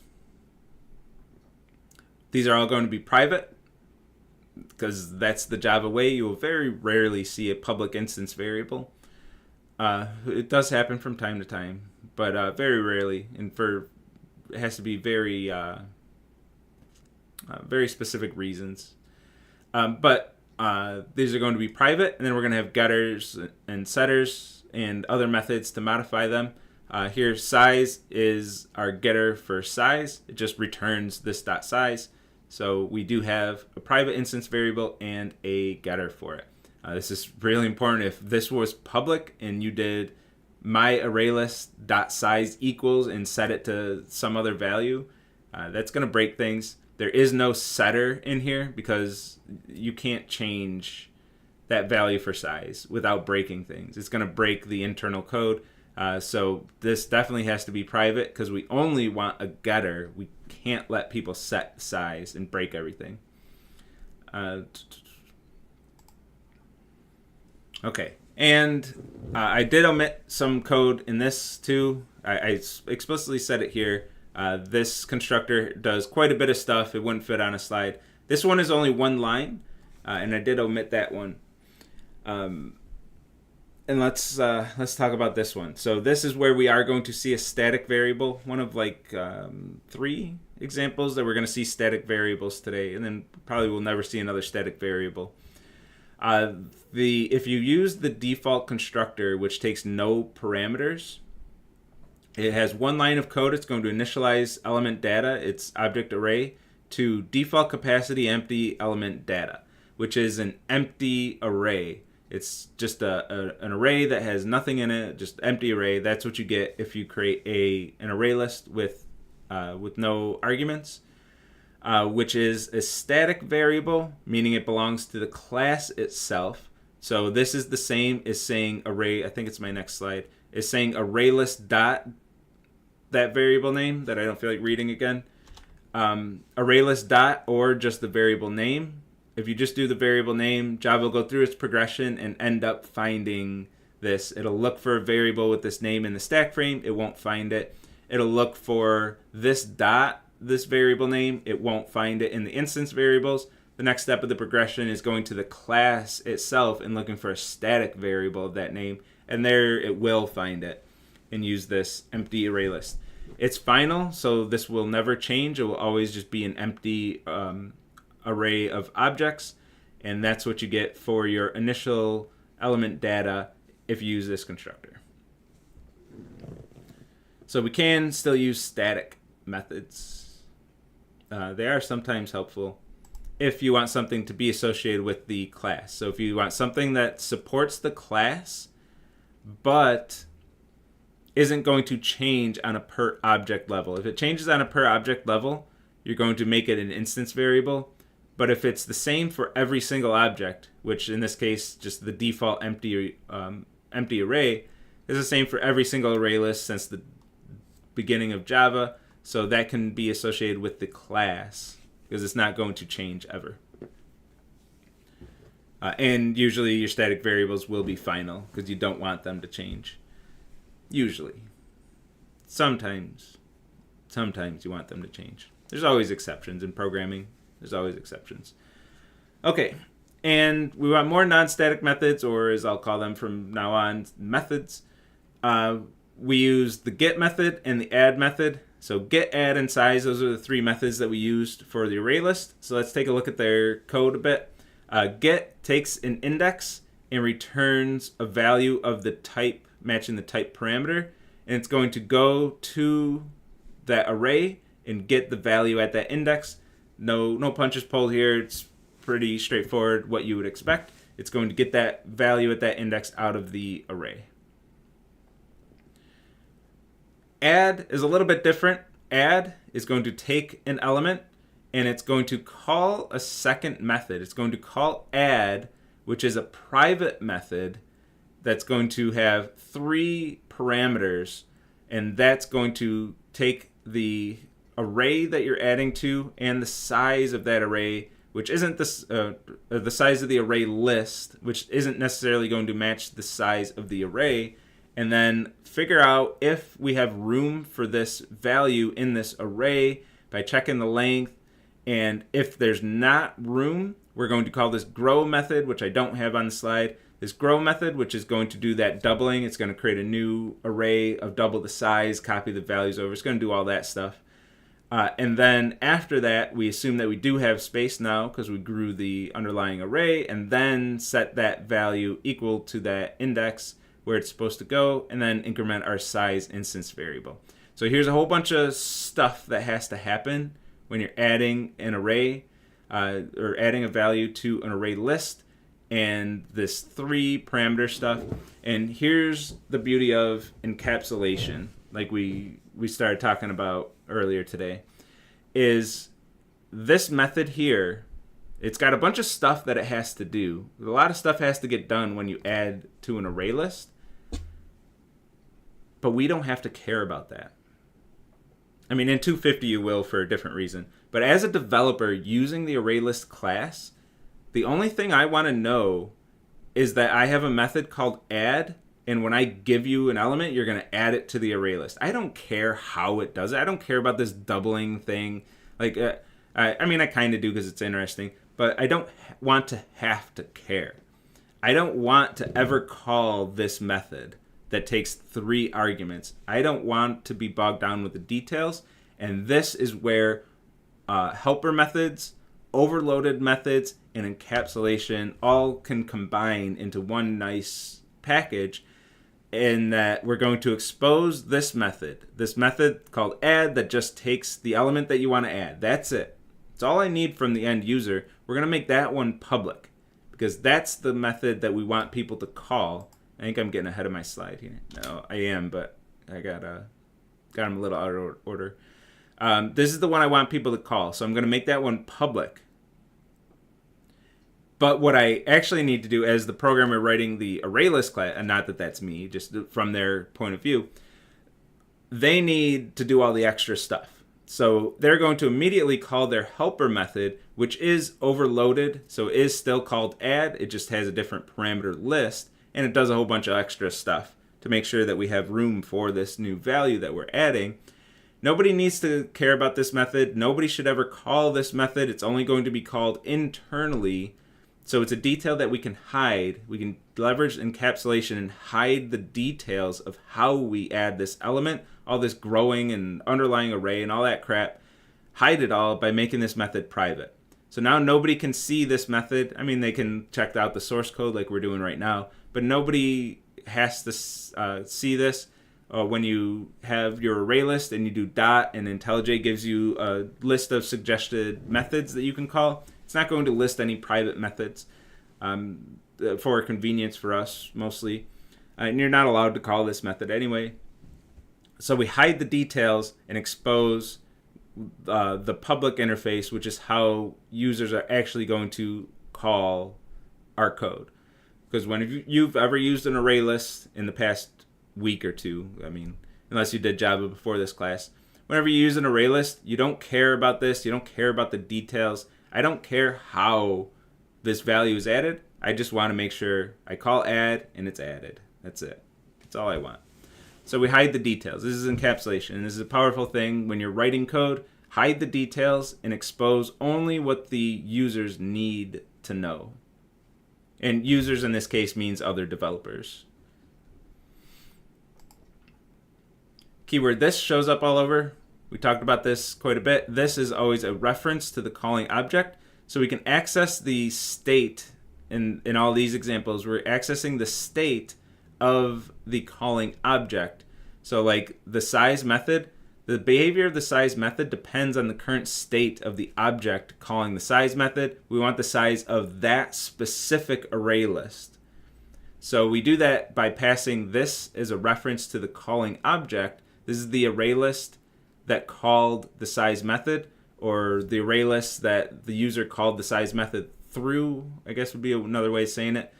A reference to the array list that the caller wants to know the size of. Maybe that's a better way to word it. And then go over to the heap to that object and return the value of its size variable. So that depends on the specific array list that's being called and the specific state of its size variable, the current value that it's storing. And then I got ahead of this one a little bit, but the public, everything that's public, this is what we care about as end users. Probably all of these public methods you've already called this semester. The default constructor, if you wanted to call the default constructor in .add, if you stuck with that, maybe you didn't use the second one, but I think most of you probably did. It's just so convenient to use this one in arrays.asList. The second constructor, the overloaded one, .size. I guess if you... There are ways you could avoid .size, but you probably called .size. Most of you probably did, if not all. And get and add you certainly have to use to actually get, if you used an enhanced loop, maybe you didn't use get. But these are the methods that you expect to exist, and these are the ones that you would want to call. You do not care how add works, that it has a helper method that does all this growing and underlying array. You don't care that there is an underlying array. Before today, you could have been blissfully ignorant that ArrayList even has an underlying array. Like, who cares if you're just using an array list? Like it stores my values. I don't care that it uses an array. I don't care that it has an internal variable named size, and that's how it keeps track of the size of the thing. I just want to know that this size method returns the current size. I don't care how mechanically the class maintains that size. So these are private. I don't care. Private, private, private. I do not care about this variable, this constant that stores the default empty array. Like, I just don't care. Or rather, I don't want to have to care. So they're all private. So same thing when you're writing classes. Anything that people don't have to care about, like implementation details like this, make them private. Of course, instance variables, for the reason during the getter and setter talk, all the reasons I said there, you also want those to be private because of that, but also to hide the details. This is encapsulation. Hide the details. If they don't matter to the caller, hide them. Don't bog somebody who's using the ArrayList class, don't bog them down with all these details. Give them only what they need to be able to use your code. And on the other side, when we're using the ArrayList class, we certainly appreciate that it doesn't expose all the wires. It doesn't expose all this crap. Just tell me what buttons I can push. That's it. That's all I want to know. Make everything else private and hide it from me. And I got ahead of my slide again. And all the set of public methods, we call this an API. This is a term, application programming interface. This is a term that's way probably overused in programming. In general, an API is how two pieces of code interact with each other. And this is used in a lot of different contexts. We can have web APIs and regular APIs. I guess those are my only two examples. APIs in any context. APIs between two classes, like we're talking about here. APIs between two programs. APIs between two functions. We can have APIs all the time, everywhere in a lot of different contexts. Across two nodes in a distributed system, I guess that's still two pieces of code, two pieces of software, two programs. Across devices, across programs on the same machine. Anytime two pieces of code interact over the internet, we call it a web API usually. Anytime two pieces of code interact with each other, they interact through the API. So when you hear that term, don't get bogged down with the term API. We use it in so many different contexts, including this one right here, your public methods in a Java class. I'm going to call that an API too. I already talked about that. And here are our last, I forgot there's a few other ones. Here are our last, I was thinking E and pi, I forgot about tau and these degrees to radians stuff, vice versa. Here's our last static variable examples. There are some classes that are not used to create objects. This includes our problem set class from before, except our problem set class didn't have any variables. That's what I want to emphasize on this point.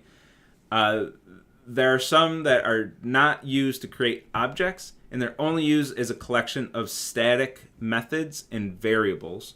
We've seen methods, again, with the problem set class. You created a class that's a collection of static methods, and those static methods are called from elsewhere in your code. You have a library of methods that you can call anywhere in your code. We'll do that. We'll still do that in task 6 is the next time you'll see that. We'll create three static methods that are used to read CSV files and populate data structures. And then in task 7 and 8, you'll call those methods without having to create objects because they don't need any state associated with them. So the math class is one prime example of this. The math class is a collection of static methods. You do math.abs is the example that we've seen so far. Math.pow, floor, round, ceiling, sine, cosine. It's always math dot. You're going through the class itself dot some static method. So that's what we're doing when we use the math. The math class is calling static methods, and we can access static variables here. This is one time where you'll see public variables in a class is when they're usually both static and final. So static final means it's a class constant. So e, pi, tau, these aren't going to change. I don't know why tau, we can compute that, but I guess it's convenient. These constants are never going to change, and this is as many digits as can fit in a double. So we have as much precision as we can fit in those 64 bits for e and pi. And they're never going to change. So you can do math.e, math.pi, math.tau, but not math.degrees to radians and radians to degrees, because these are private for some reason. So it baffles me. I'm not quite sure why they would make these private. These can be public. We don't have the dangers that we would normally have with public instance variables, because these aren't variable, these are constant. Nobody can change them, so why not give us access to these convenient constants? But for some reason they made these private, so we don't have access to them. But these three are public, so you can do math.pi. Never in your code write 3.1415 whatever. Do math.pi. Just take this value that's already pre-computed for you and has as much precision as can fit in a double. And then toString, just because it doesn't really fit anywhere else in the inheritance, is when we would talk about this a little bit more. When we will talk about this a little bit more. When you print one of your variables to the screen, a variable of a type that you created that stores a reference to an object of one of your types, when you print it to the screen, you're going to get this garbage, which isn't what you want. I say almost always, but I have never had a situation where this is what I wanted. It's not going to happen. But we can write a toString method. If we write a method that's public, return type is string, and is called toString with a capital S and takes no parameters, exactly like that, then Java will call this method when we print our values to the screen. So if you want your values to print in any meaningful way, you can write this method, write a toString method, and then print to the screen, and you'll get whatever that method returns as the return value. So convenient thing. I don't think I ever require you to write a toString method, but it can be convenient for debugging purposes. If you're using good old-fashioned print line debugging, that can be helpful. And types, I already mentioned this earlier in today's lecture, but once you create a type, you can use that type anywhere you could use any other class type in Java, including as the parameter of a method, as variable types as we saw here. And I don't have a method that returns a type or a data structure that uses player as a type parameter, but we could do both of those as well. Okay, let's cruise along. We're still a little behind, but I think this is just a memory diagram. 23 slides. We got this. We got this. Oh, actually, we really got this. Yeah, 37 minutes. Okay, so let's take everything that we just saw and see it in a big old memory diagram. And to foreshadow a little, it's this line right here. This is the one I really want to pick apart.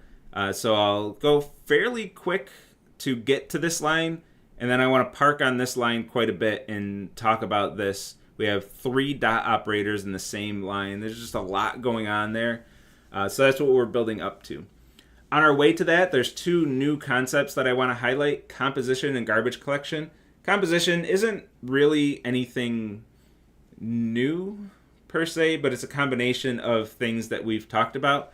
It's the fact that a class can have an instance variable that it itself is another class. So we have party, which is going to have an instance variable members of type array list of characters. So we'll have a party on the stack that stores a reference to a party on the heap, and that party on the heap has an instance variable that it itself is another reference to another object on the heap. So we can have references on the heap that refer to other objects on the heap. It's just a combination, it's just an implication of what we've seen already the fact that instance variables are variables, just like any other variables. Any type can be used for any variable type, including as instance variables. So instance variables can be object types. That's what composition is. Composition is just a fancy-ass word to say that. And garbage collection. This, I'm not going to put on a quiz. I'll gloss over this. I'll say it really quick. But if we have an object on the heap, it's an important part of Java, so I want to make sure I at least get it out there and that you're aware that this is something that exists. But we don't, you won't be assessed on it, I guess. Like, you won't be assessed on it. Not, I guess you won't be assessed on it, but you won't be assessed on it, so I guess it's not critically important that you know this for 116. Is when you have an object on the heap that you can no longer access. You no longer have a way to access that object, meaning that you don't have access to any references to that object. Java will notice that and then delete that object for you. It'll clean up that object for you. Garbage collection is something that happens in the background. It's invisible and it's extremely helpful. And it's something that you'll never notice or care or think about until it's gone. When it's gone, which will be in CSE116, you'll code in C, which does not have garbage collection. That's when you really start to understand garbage collection, is when it's not there. Python had garbage collection also. When it's not there, then you're going to be like, holy shit, garbage collection was doing a lot of work for me and made my life way better. So it's hard to talk about in the context of Java programming, but when you're not Java programming anymore, you're going to feel its absence in a absolutely major, massively huge way. And that'll be a lot of what 220 is going to talk about, is memory management. Java does your memory management for you pretty much completely. Like, you don't have to worry about managing memory at all. But that's a 220 topic. When you don't have when you don't have garbage collection, you'll allocate your own memory and clean up your own objects. Cleanup is the most important thing. If you've ever heard of a memory leak, or if you've had a program that takes gigs of memory and is doing nothing, it's usually a memory leak. It means they're using a language that doesn't have garbage collection and they didn't clean up their objects that they don't refer to anymore. Most cases will happen. I shouldn't say most cases. I don't know for sure, but that's one quick way to do that. Have that issue. Okay, I got ahead of my slides again. I have a bad habit of doing that. I just want to explain everything, and then I forget that I had to click so you can look at the text that I'm explaining. This is garbage collection. We're going to see that right away. I'm going to wait till the memory diagram to say that again. Here's the memory diagram. Everybody get that? Cool. All right, let's do it for real. So this code, we're going to have two classes. We have two classes here, a character class and a party class, where a party has an array list of characters. And each class has several methods. And a few of the big things to point out: win battle exists in both classes. So we do have to be careful to make sure we call the correct win battle method. Before, figuring out what method to call was trivial because there was only one choice. We couldn't get it wrong. But now we can get it wrong. So I really want to emphasize when to call which method, because we can have methods with the same name and the same parameter list if they're in different classes. So let's do this. So new character, call the character constructor. This is a reference to the object being created. I'm initializing both variables in line right here. So this constructor does nothing. In fact, this is what's called the default constructor. If we deleted this line of code entirely, we would get the same exact behavior here, because this is what you get by default if you don't write any constructor. So you can still instantiate a class that doesn't have a constructor explicitly, because it implicitly gets the default constructor that takes no parameters and does nothing and is public. That's what you'll get by default. So this constructor does nothing, but it is still called. We still have a method call here. It still gets a reference to the object being created. Still returns that reference 875 to hero. All that still happens. And then we're going to create another new character. We're going to say hero equals new character. Do the same thing again. We get another constructor call, has a reference to this new character that's being created, and that's going to return this new reference to the hero class OX320. And before anyone asks, because I feel like every semester somebody asks, you would never do this. There's no reason to have these two lines next to each other like this. There's no reason to do this except if you're teaching a lecture where you want to talk about garbage collection. That's the only reason to do this. Don't do this in your code. There's no reason, because we created this object and then immediately replaced our only reference to that object. So now at this point, nowhere on the stack, remember these crossed out stack frames don't exist in memory anymore. These values are actually gone. We can't access that information anymore. We only have hero on the stack, which has the value OX320, and that's the only value we have access to in this entire program. And if we follow OX320, we get to this character, which has battles won and experience points. They both have values because they're primitives. They don't have references. So this OX875, we can't access anymore. We have no way of getting to this object because it's somewhere in the heap. But the heap, remember, can be anywhere in memory. We don't know or care where it is. We usually just care that we have the reference. That's our map of saying this is how you get to that object. Without that map, we cannot get to that object, ever. We can't get there anymore. Not possible. So what Java will do is clean that up for us. Java will say, oh, you have this object. You asked for memory. We got you the memory and everything. We gave you a reference to the memory, and you threw that reference away. Very rude of you. Threw that reference away. Well, since you can't get to this object anymore, I'm just going to clean that up for you. This is called garbage collection, and it's going to delete that object from memory. So you don't have to worry about having a memory leak on accident. Because say we did this in a loop. We said hero equals new character in a loop a billion times. We're going to run out of RAM. We're going to run out of memory on our device because maybe a billion's a bad example. A trillion times. We're eventually going to run out of memory. A billion actually wouldn't be enough. With 2 ints, 2 ints times a billion, depending on how much RAM you have, you might be able to fit that. Right? 16, that'd be 16 gigs. So if you have more than 16 gigs of memory, that example actually wasn't enough. The JVM will actually stop you before that, depending on your configurations. But your device itself could probably handle that. Yeah, there's no cross-out option for the heap. This won't be on a quiz, so you won't have to worry about that. But if we did start putting these on quizzes, we'd have to update the tracing tool to allow you to cross out objects on the heap. But I won't ever put this on a quiz anyway. You won't have garbage collection on a quiz. But yeah, if I did put this on a quiz, you would think of it as crossed out. But again, I'm just not going to assess that on a quiz. But I want you all to be exposed to garbage collection. Like if I went the whole semester without ever mentioning garbage collection, I'd regret that. So here's the time I'm mentioning garbage collection. Plus, when I don't mention it, a lot of students end up asking. Anybody who took AP Java in high school, they end up AP CS in high school. They end up asking like, "What about Java? What about garbage collection?" Well, you're right. I should talk about it. Okay, so that's garbage collection, and I probably won't talk about it again all semester, unless provoked. If you ask, I'll be happy to talk about it.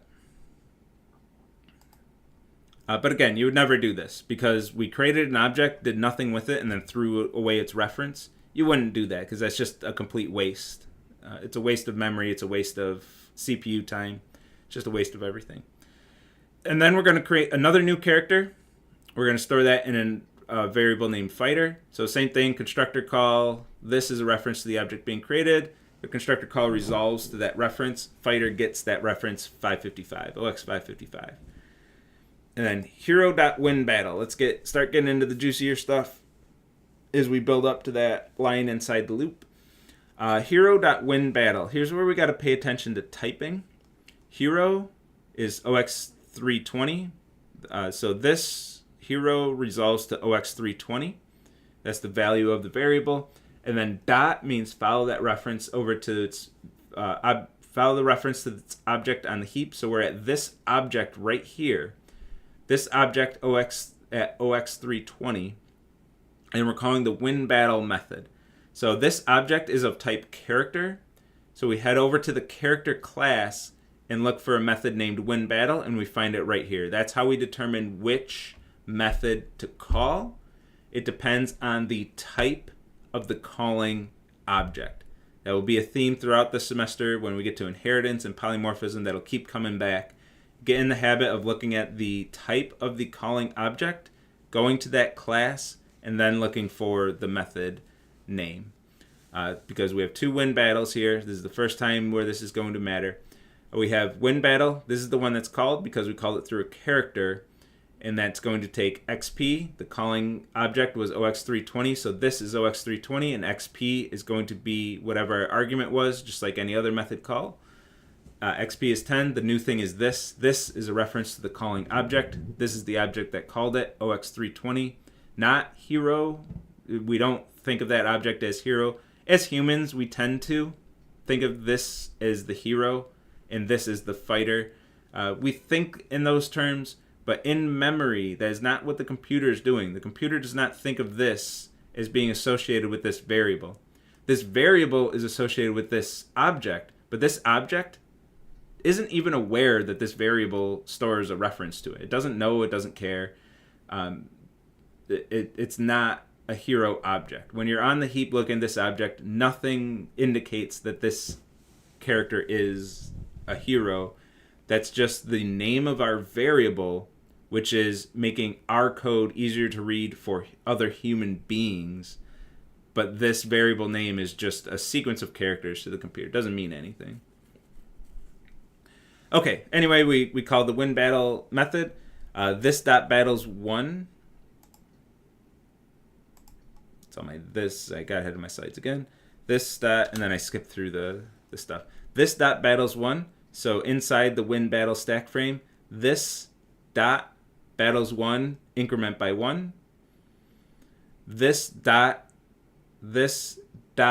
experience points plus equals XP. This is a separate expression, so it starts at the stack frame XP. We find a variable in the stack frame named XP, has value 10.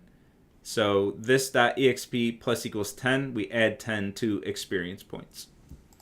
And that stack frame ends, it returns void. So it was called just for its side effects of modifying an object on the heap, and then the stack frame ends.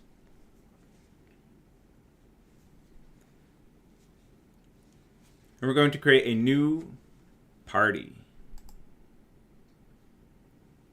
And a lot happens here. Oh, I put a lot on the slide all at once. Oh, I guess it's, yeah, I see why. New party, because it's all stuff we've seen before. New party is going to put the constructor on the stack frame and create a party object on the heap with all of the party instance variables, which is members and battles 1. Battles 1 immediately gets the value 0 when it's initialized. Members is going to wait to be initialized. And members is initialized in the constructor call, this being a reference to the object being created. This dot members equals new array list. New array list is a constructor call. It does technically go on the stack as a new stack frame, but we don't care. It's internal to Java. I guess we kind of care, but it's internal to Java, so we're not going to trace that. We don't care in our stack traces. You don't have to trace the array list constructor. But we do have to know that an array list was created for us. So we're going to create this array list, and we're going to assign that to this dot members. So this dot members equals a new array list. We get a reference to an empty array list. Then return that to that party variable.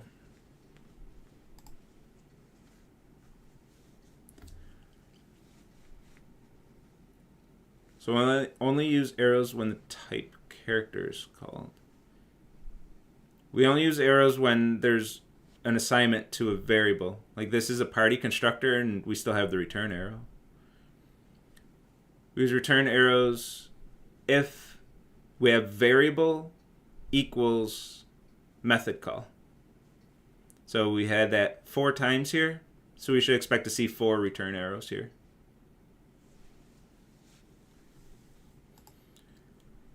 That constructor ends. And we have party.addCharacter of hero. Our first method call with 2 references. Ooh yeah, things are heating up. Things go quick in the summer. We're gonna fly through a lot of this. Next lecture, we're gonna talk about linked lists, and references are gonna be flying all over the place with linked lists. Yeah. Whenever there's a variable assignment, so it's most of the time when we have a constructor call, I'm going to call a constructor and assign that to a variable in the traces. So usually your constructor calls are going to have return arrows. So party.addCharacter of hero. So let's break this down. Party.addCharacter. So we're calling addCharacter from this object. The 2 things we need to note: the type of that object and its reference. So the type is going to determine which method is called. Look for the party class, and then look for an addCharacter method matching the argument types. We're not going to do overloaded methods, so we're not going to worry about that too much. But make sure you're in the right class. Call addCharacter. This takes a member parameter named member. So member equals the argument. The argument is a separate expression, so it's evaluated from the stack frame, from the main stack frame. So in the main stack frame, we're looking for hero. We find hero here, which has the value OX370. So this is passed by reference. So member gets that reference OX320. So this is a reference to the calling object. We took the type to figure out what method's being called, and then the reference of the calling object, that's what goes in this. So we have 1 stack frame, 2 references. That's going to happen often moving forward. And then this .members.add, we have 2 dots in the same line. Heating up. We're doing this. This dot, so this .members.add, this dot members, we find the variable in this object, which is itself a reference. We usually don't care about references. The only thing we're doing with references is using the dot operator to follow it to its object. So dot, take me to that object, takes me to this array list here, and then we call add on this array list. So we're calling add. Add is internal to array list. It's internal to Java, so we're not going to trace the add stack frame. But we do need to know what the add method does. It's one of the few things you have to memorize, these Java methods. The add method is going to add to the next available index in the array list. It was empty, so it's index 0. And what it's going to add is member. This is a new expression, so we go back to the stack frame, the addCharacter stack frame, and figure out what member is. So in this stack frame, we look for a variable named member, which is OX320. So OX320 gets added to this array list.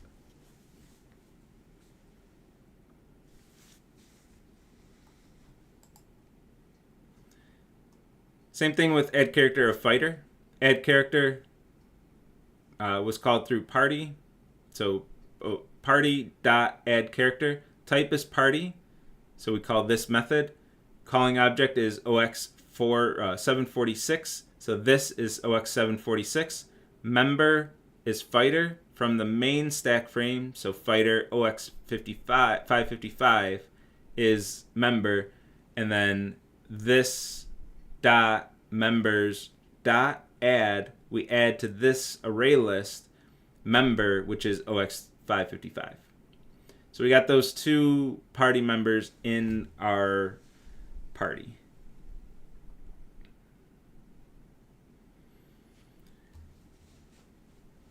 And then win battle. Oh yeah, we're doing hella good. We got caught up and then some. So party.win battle. Party.win battle. We're calling win battle from this object right here. And this is where we have to be careful. If we just look over here, okay, we're calling win battle. Win battle is right here. Let's call this method. You're going to get in trouble with that one. That's wrong. So we look at the type of the calling object, party, make sure you're in the party class, and then look for your win battle method, which we find right here. So we're calling this win battle method because the method was called through an instance of type party. So we go by the type of the calling object to find which method should be called. So we call this one, this is a reference to the calling object, this OX746. XP is 20. So this is a reference to the object being called, XP is 20. And we go to the loop, x equals 0 inside the loop. So we have our code block, our dashed box for our code block. X equals 0, x less than this dot members dot size. This dot members dot size. This array list has 2 elements, so size is 2. 0 is less than 2, that's true. So we're going to go into our big line here, our big complex mess blob of a line. And this line is really going to test your understanding of references. If you can follow this line, before I even give the explanation of how this one works, if you can follow what this line is doing in memory to a T, figure out everything that's going on, you're good with references. You're doing fantastic. The quiz, the OOP quiz, will not be this complex. This will be more difficult than what you'll see on the OOP quizzes, on the midterm and final. So if you can get this one, if you understand this one, you're solid. You're doing great in terms of references. Obviously, there's going to be an inheritance also assessed on that. So as long as you're good with inheritance also, you're going to be good. You're going to be doing fantastic. Okay, and I don't see any questions in chat, so let's just keep going. Let's do this. This dot members dot get of x dot win battle xp. Okay, so this, let's start at the top and start going through this. And remember, each time we're evaluating a separate expression, all of these arguments are separate expressions. We'll start at the stack frame again, and this whole thing is a separate expression. So we're going to start at the stack frame when we initially go through this thing. So this, inside the active stack frame, it's this win battle stack frame and the main stack frame are the only 2 frames on the stack right now. Win battle is the one on top of the stack, so that's the active stack frame. So we start in the active stack frame. And remember, all these crossed out stack frames do not exist anymore. They're not part of the program anymore. So this, inside the active stack frame, this resolves to OX746 dot. And really, this, before we go through this whole thing, this is, the same advice still applies. Shut off your brain and take this one chunk at a time. If you look at this line, it's easy to get overwhelmed as to what's going on. I think you could all, by the way, I think you can all look at this whole method and intuit what it does. It's going to take this XP that we won from the battle and add it to both of our characters in the party. Every character is going to gain that amount of XP. I'm sure you know what this code does, and that's not what I'm saying is the difficult part. Just to make sure we're clear about that. And unlike a lot of RPGs, we're giving full XP to all of our character members. We're not going to divide the XP amongst them for what it's worth. So that's what this code does. But how exactly mechanically does the computer accomplish that in memory? That's what we want to focus on. That's what you need to understand to be successful in 116. How does this stuff work? It's one of the major themes of the course. The 2 themes are what happens when our programs get big, how do we manage that? So all that talk about limiting human error and encapsulation, having private instance variables to prevent your colleagues from writing bad code, and how to limit your bugs. Bugs aren't that bad if your program's 20 lines of code. Who cares? You write crappy code, you have a few bugs, you debug, easy day. When your program's 10,000 lines of code, things get way, way overwhelming if you have really shitty code. So we want to be able to organize that code in a way that's going to limit those bugs and prevent long nights of debugging and a frustrating career. To put it bluntly, you have a really frustrating career if you're writing a bunch of garbage code, because you're going to spend most of your time debugging that code and answering the phone at 2 a.m. when the website goes down and customers are complaining. But the other one is how our code works. So writing big programs and how our code works, understanding the nuts and bolts of how things work. So we want to know how this line accomplishes that of assigning this XP to each party member. And that's what the traces are. The traces are, do you understand how your code works? I'll go on a little bit of a tangent since we do have a minute here. And this I see this way too often from students, is they'll pass all 8 programming tasks, but they can't do anything on the quizzes. The quizzes are where I'm assessing one of the key themes of the whole course is, do you understand how your code works? It's not good enough in 116 and forward to just write code that does work, especially if you had like 100 submissions to Autolab. Like, I mean, it doesn't. I'm failing to think of a delicate way to word this one. But like, if all you can do is submit to Autolab 100 times and eventually submit code that works, like you're not employable. Like that's not okay. Like you're not going to get a good job if you fail the quizzes, especially the quizzes are where I'm saying, do you actually understand how that code worked, or did you just bash against the autograder until you got something through? Because just bashing the autograder isn't good enough. That's not. No one's going to hire somebody if that's all they can do, because you have no idea what you're doing. I think that's safe to say. If you have over 100 submissions, especially, I don't know where the line is, the limit of number of submissions. There's no hard number, but over 100, I can pretty safely say that that's too many. You don't know what you're doing at that point. So if you can eventually get all 8 programming tests but fail the quizzes and send me an email like, I got all the programming done, I just couldn't understand the quizzes, that means you don't understand the code. You need to understand how your programs work to be successful in 116 and for the rest of your career. So finally, that's enough preface, and I wanted to stall a bit to give you all time to ask questions in case something's confusing up until now, because if not absolutely everything made sense up to this point, you have no chance of understanding this line. So if there are no questions, I assume we're all ready for this. Let's do it. So start in the stack frame, this dot members, and I say that cook them. I say that as a caution, like because in 116 you still have time to change that. I say that as a caution because I've seen too many students get to their senior year ready to graduate and can't find a job. Like they're not getting the offers. They're not getting through those interviews, and it's because the interviews are designed to figure out if you know what the hell you're talking about.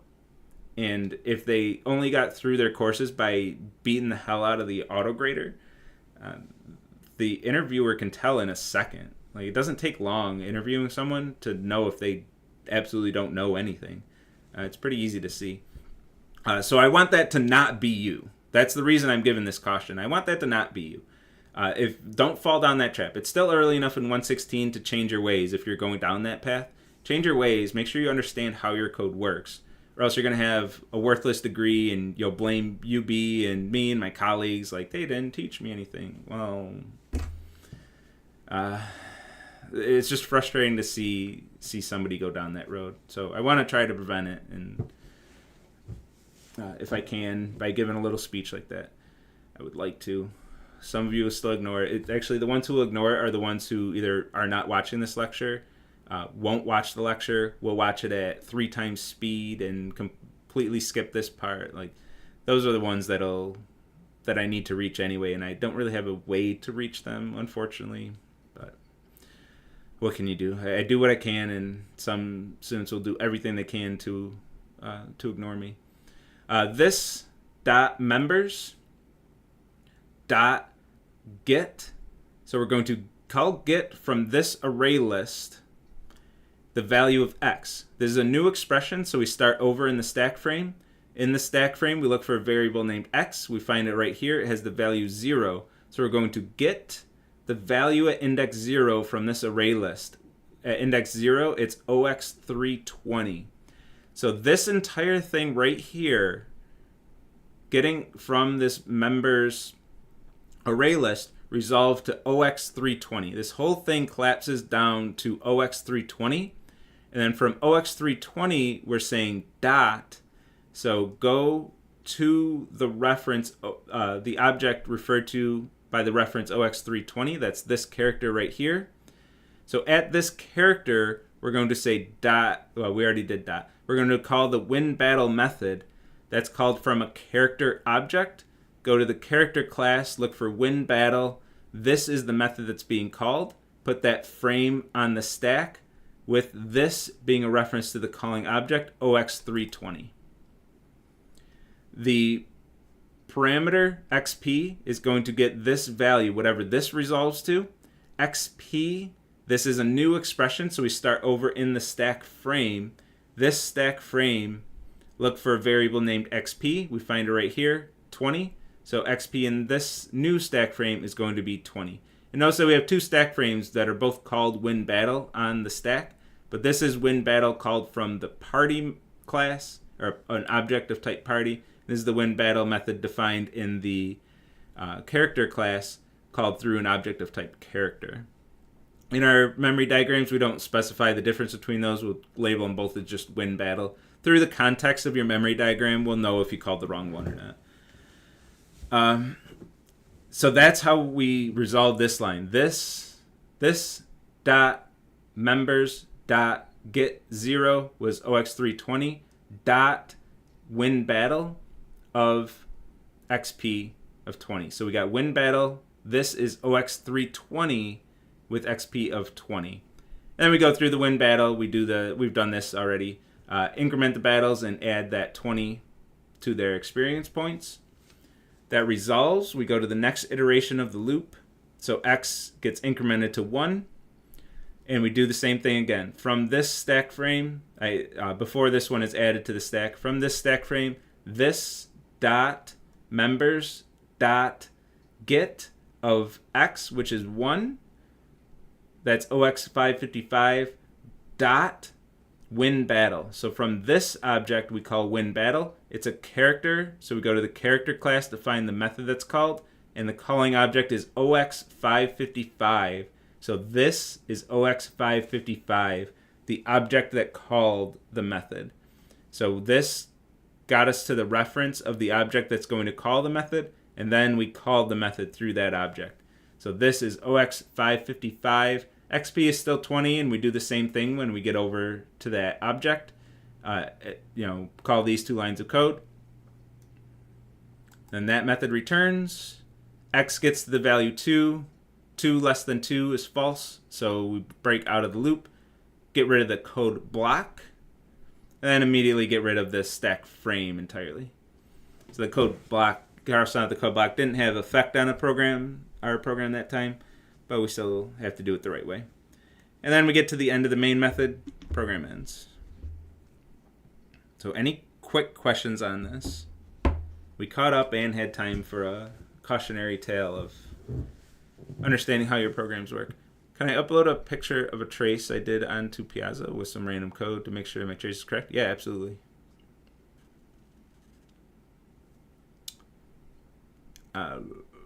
Yeah, we should. The TAs and I'll be happy to look it over. It's so rare to see Piazza posts like that. Most Piazza posts are, Autolab doesn't like my code, fix it. So to get anything other than that is honestly a relief. We'd be happy to go through your memory diagram.